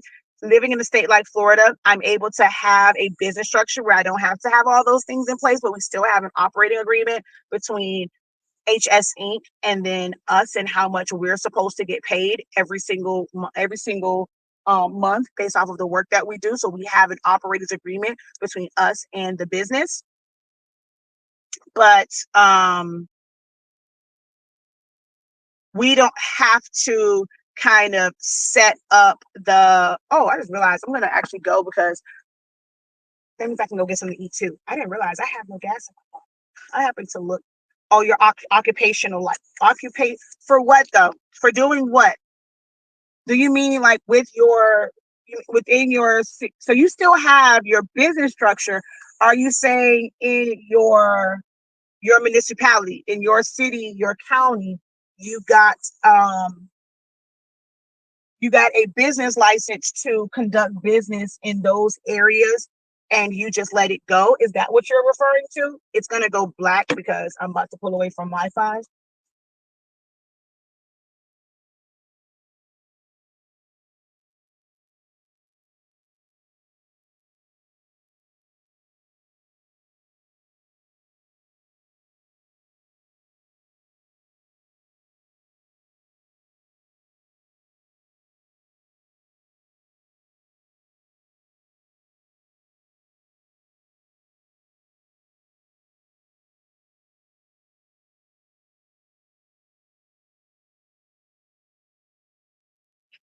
Okay. So, but you're still conducting business. Did you have a commercial space? What state are you in? Did your state require you to have a license to work out of your home, or did you have a commercial space?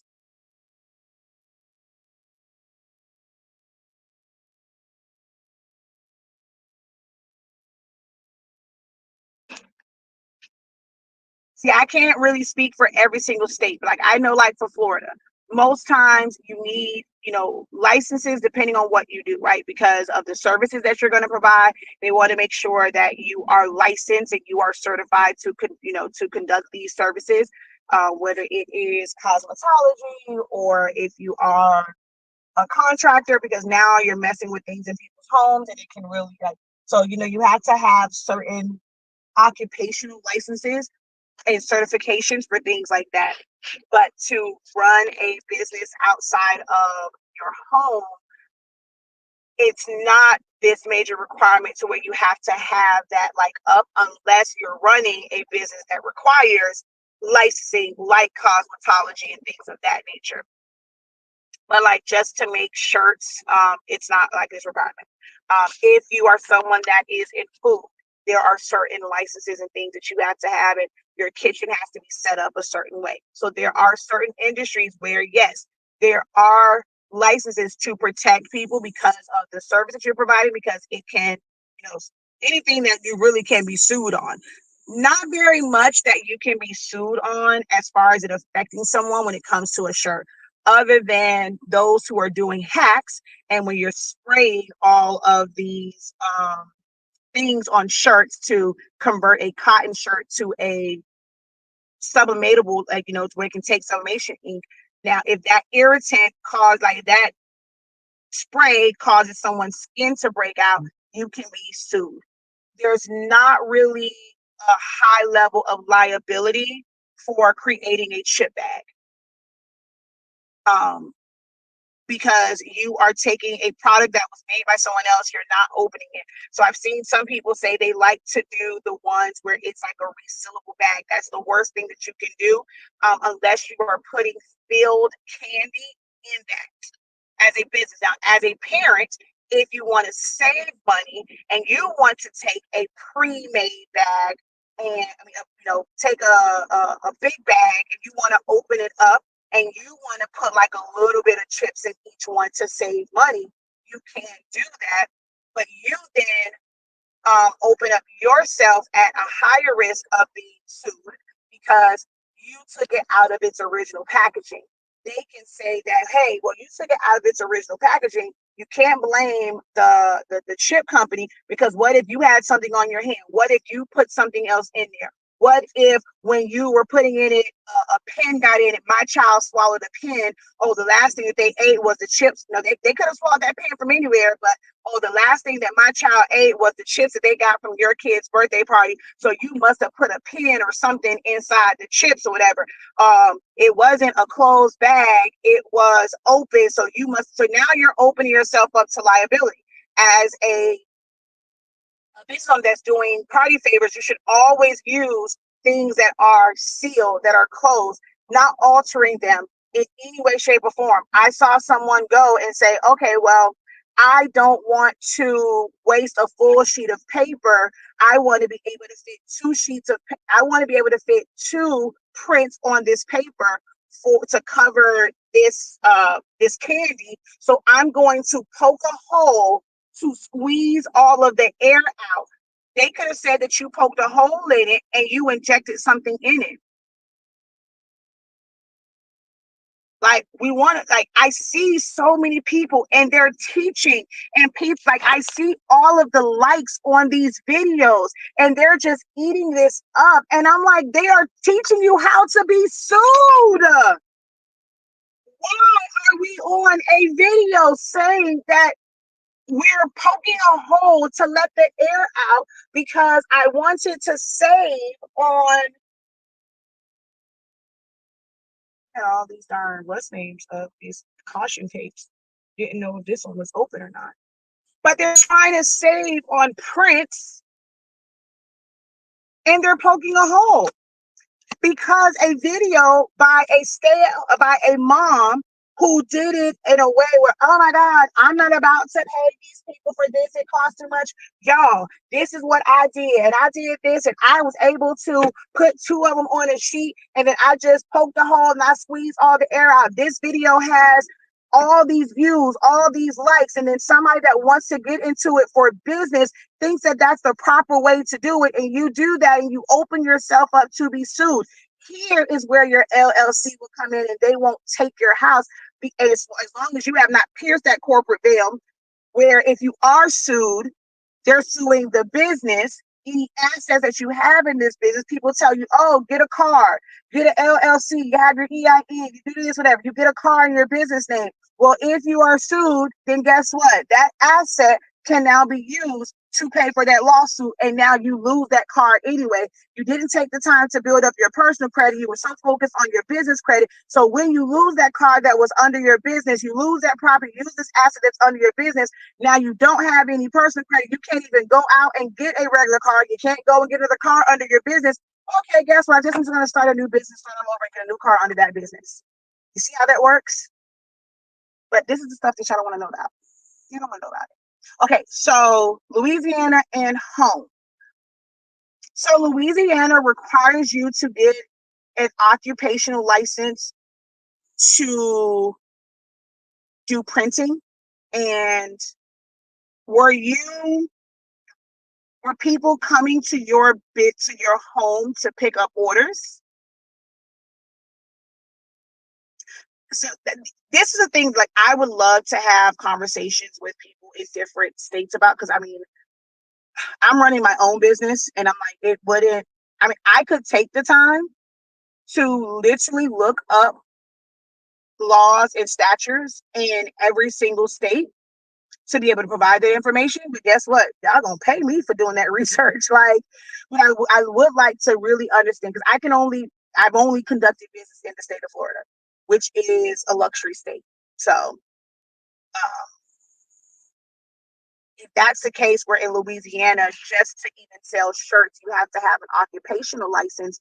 That's very interesting because, I mean, you would think that your homeowner's insurance, they would be the ones, or like renters, like you would need that, because if you're running something, it's all this electricity, you're now at a higher risk of electrical fires and things of that nature and being protected that way, but not necessarily like having to have an occupation. That's interesting. I would love to have a conversation about that because if you're still doing it, that's only one component. How are you filing your taxes? Because your occupational license has nothing to do with your taxes. That has nothing to do with how you market. That has nothing to do with how you price. That has nothing to do with your systems. That has nothing to do with your policies and procedures, your operations. Like, because I want you to feel like you could not run business because of that one thing.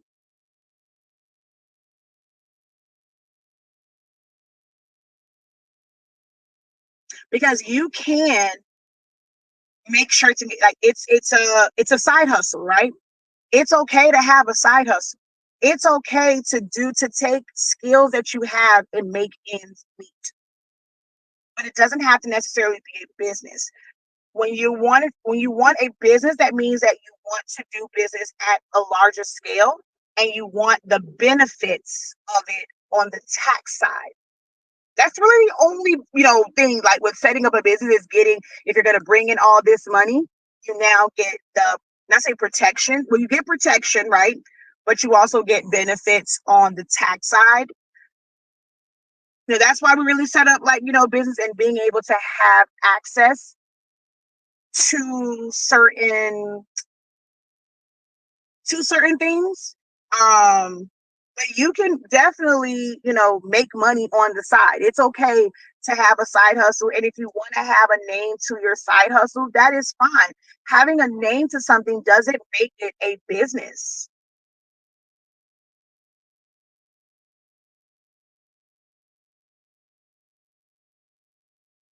That's what I don't know. People telling me I need to do this and that in order to operate out of my house. I'm confused. So for you, because I mean, someone brought up Louisiana. I will actually do some research on Louisiana and see which businesses have to have, like, you have to have an occupational.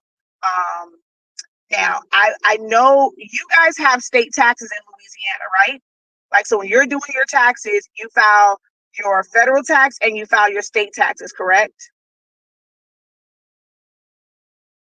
Louisiana isn't a luxury state.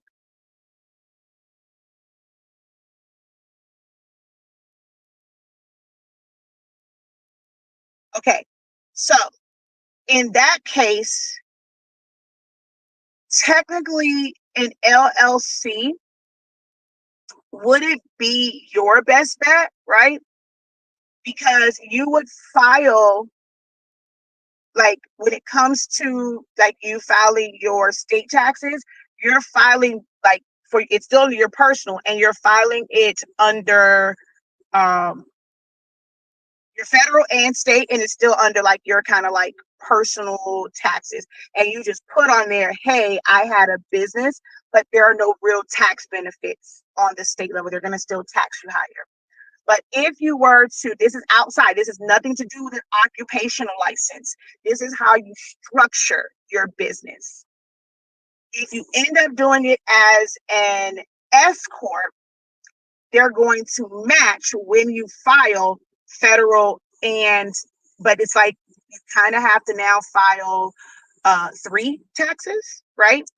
So you would file your personal taxes, you would file your well, really four, because you still have to do your state taxes. So you would have to file your personal federal taxes, your personal state taxes.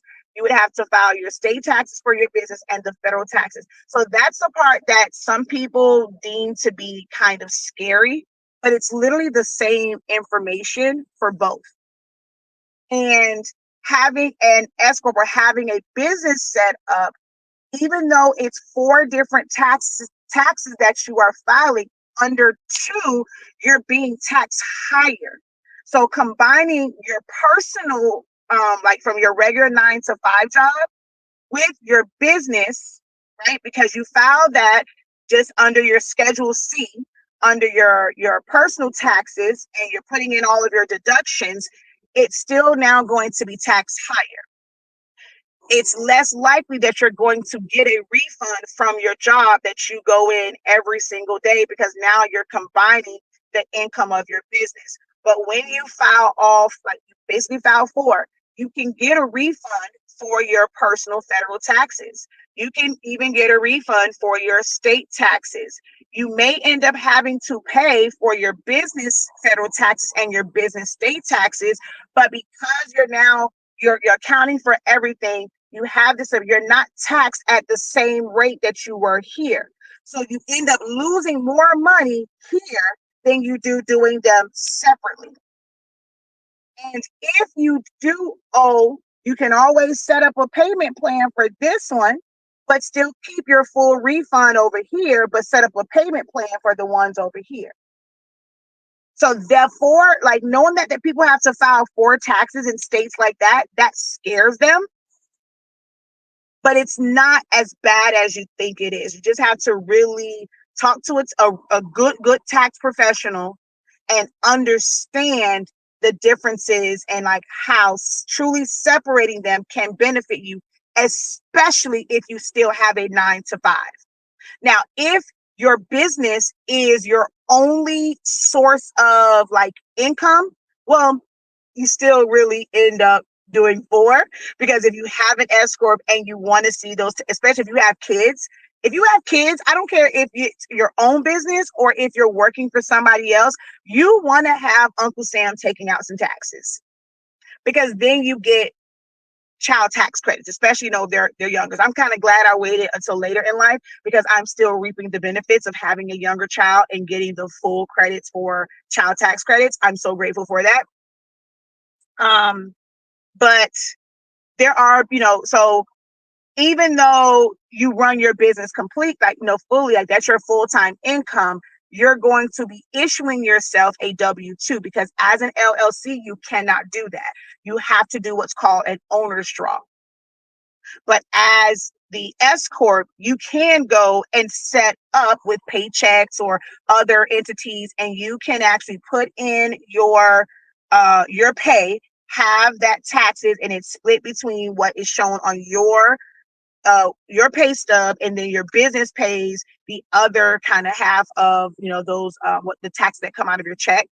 But now, you like on the business side, the amount of money that you paid you becomes a deduction for the business, right? So the business made all this money. So even if you decide to give yourself all of it, right? So let's say your business made $20,000, and let's just, for easy math, I'm just going to split it down the middle. You had to put 10,000 toward, like, back into the business, right? These are deductions, because if you're putting it back into the business, that means that you went and you did business with other businesses, and you're going to say, hey, I didn't keep all of this. I purchased this, I purchased that, I purchased this, I purchased that, or whatever. So you can't tax me on that, right? You can't fully tax me on it. Then I paid this employee, because this is the true separation of business, right? You are not your business. Your business is not you. Your business will pay you. So even on the craft level, I try to talk so much about, when it comes to your pricing, stop worrying about people saying, oh, you're too high. You have to pay yourself. Stop this whole thing of just doing supplies times 3.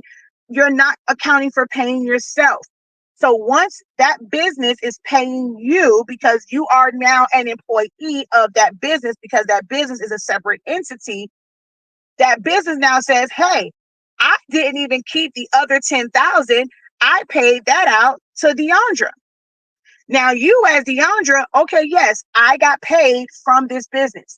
They took taxes out of my check. So now your business now says, hey, yeah, I made all this money, but we kept nothing. You have nothing to tax us on, because we did not make money. We didn't have any, we don't have anything left that you can tax us on. This is why there are so many corporations who pay 0 in taxes, because every penny, they literally start from 0 almost every single year. It's like starting from 0 every single year, because they pay out their shareholders their dividends based off of whatever their percentage is. So they have nothing. So when people are upset about Trump's taxes for his businesses and they're showing 0, because they learned how to do business correctly. And make sure you have zero and you have nothing to be taxed on. So if your business made 20,000, you spent 10,000 in reinvesting into the business, buying assets, buying printers, buying machines and buying cutters, buying inventory, and you're giving it to a different company, and then you spend the other 10,000 paying for labor. Now on that, you have nothing left for that business, right?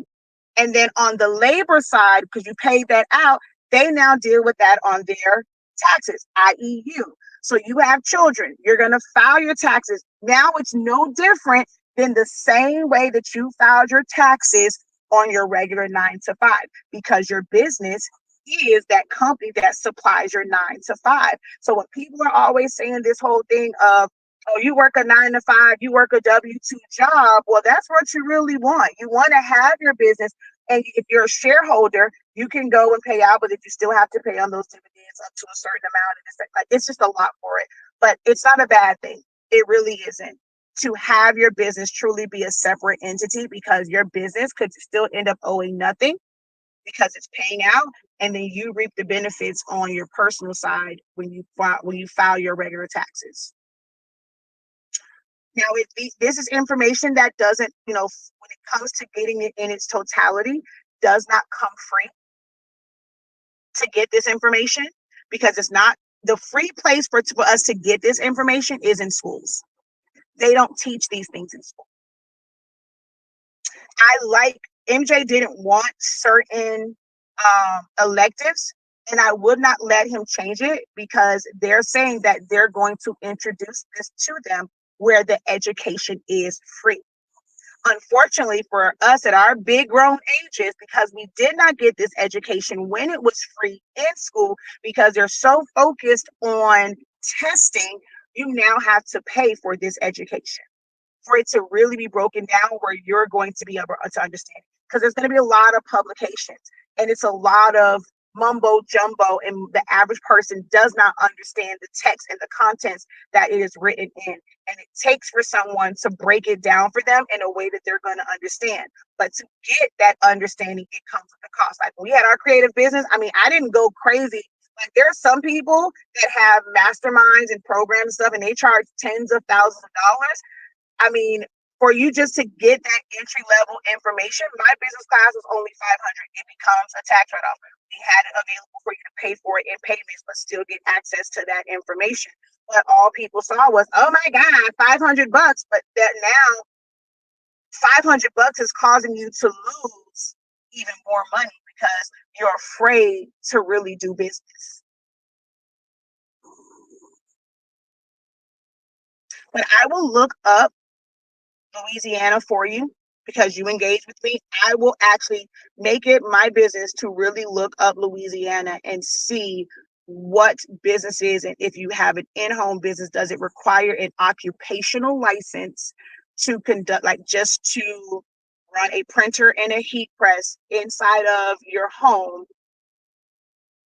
and how that's why for us, we don't allow people to pick up from our house. We bring it right here.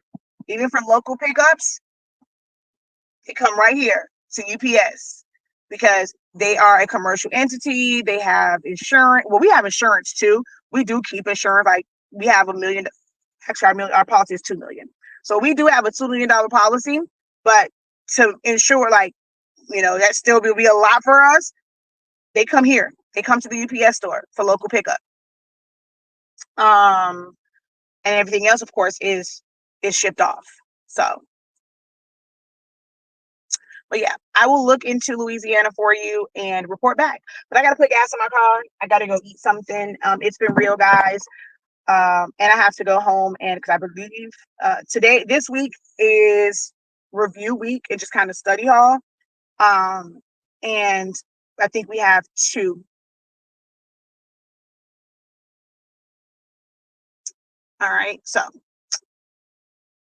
got to go, y'all. Peace.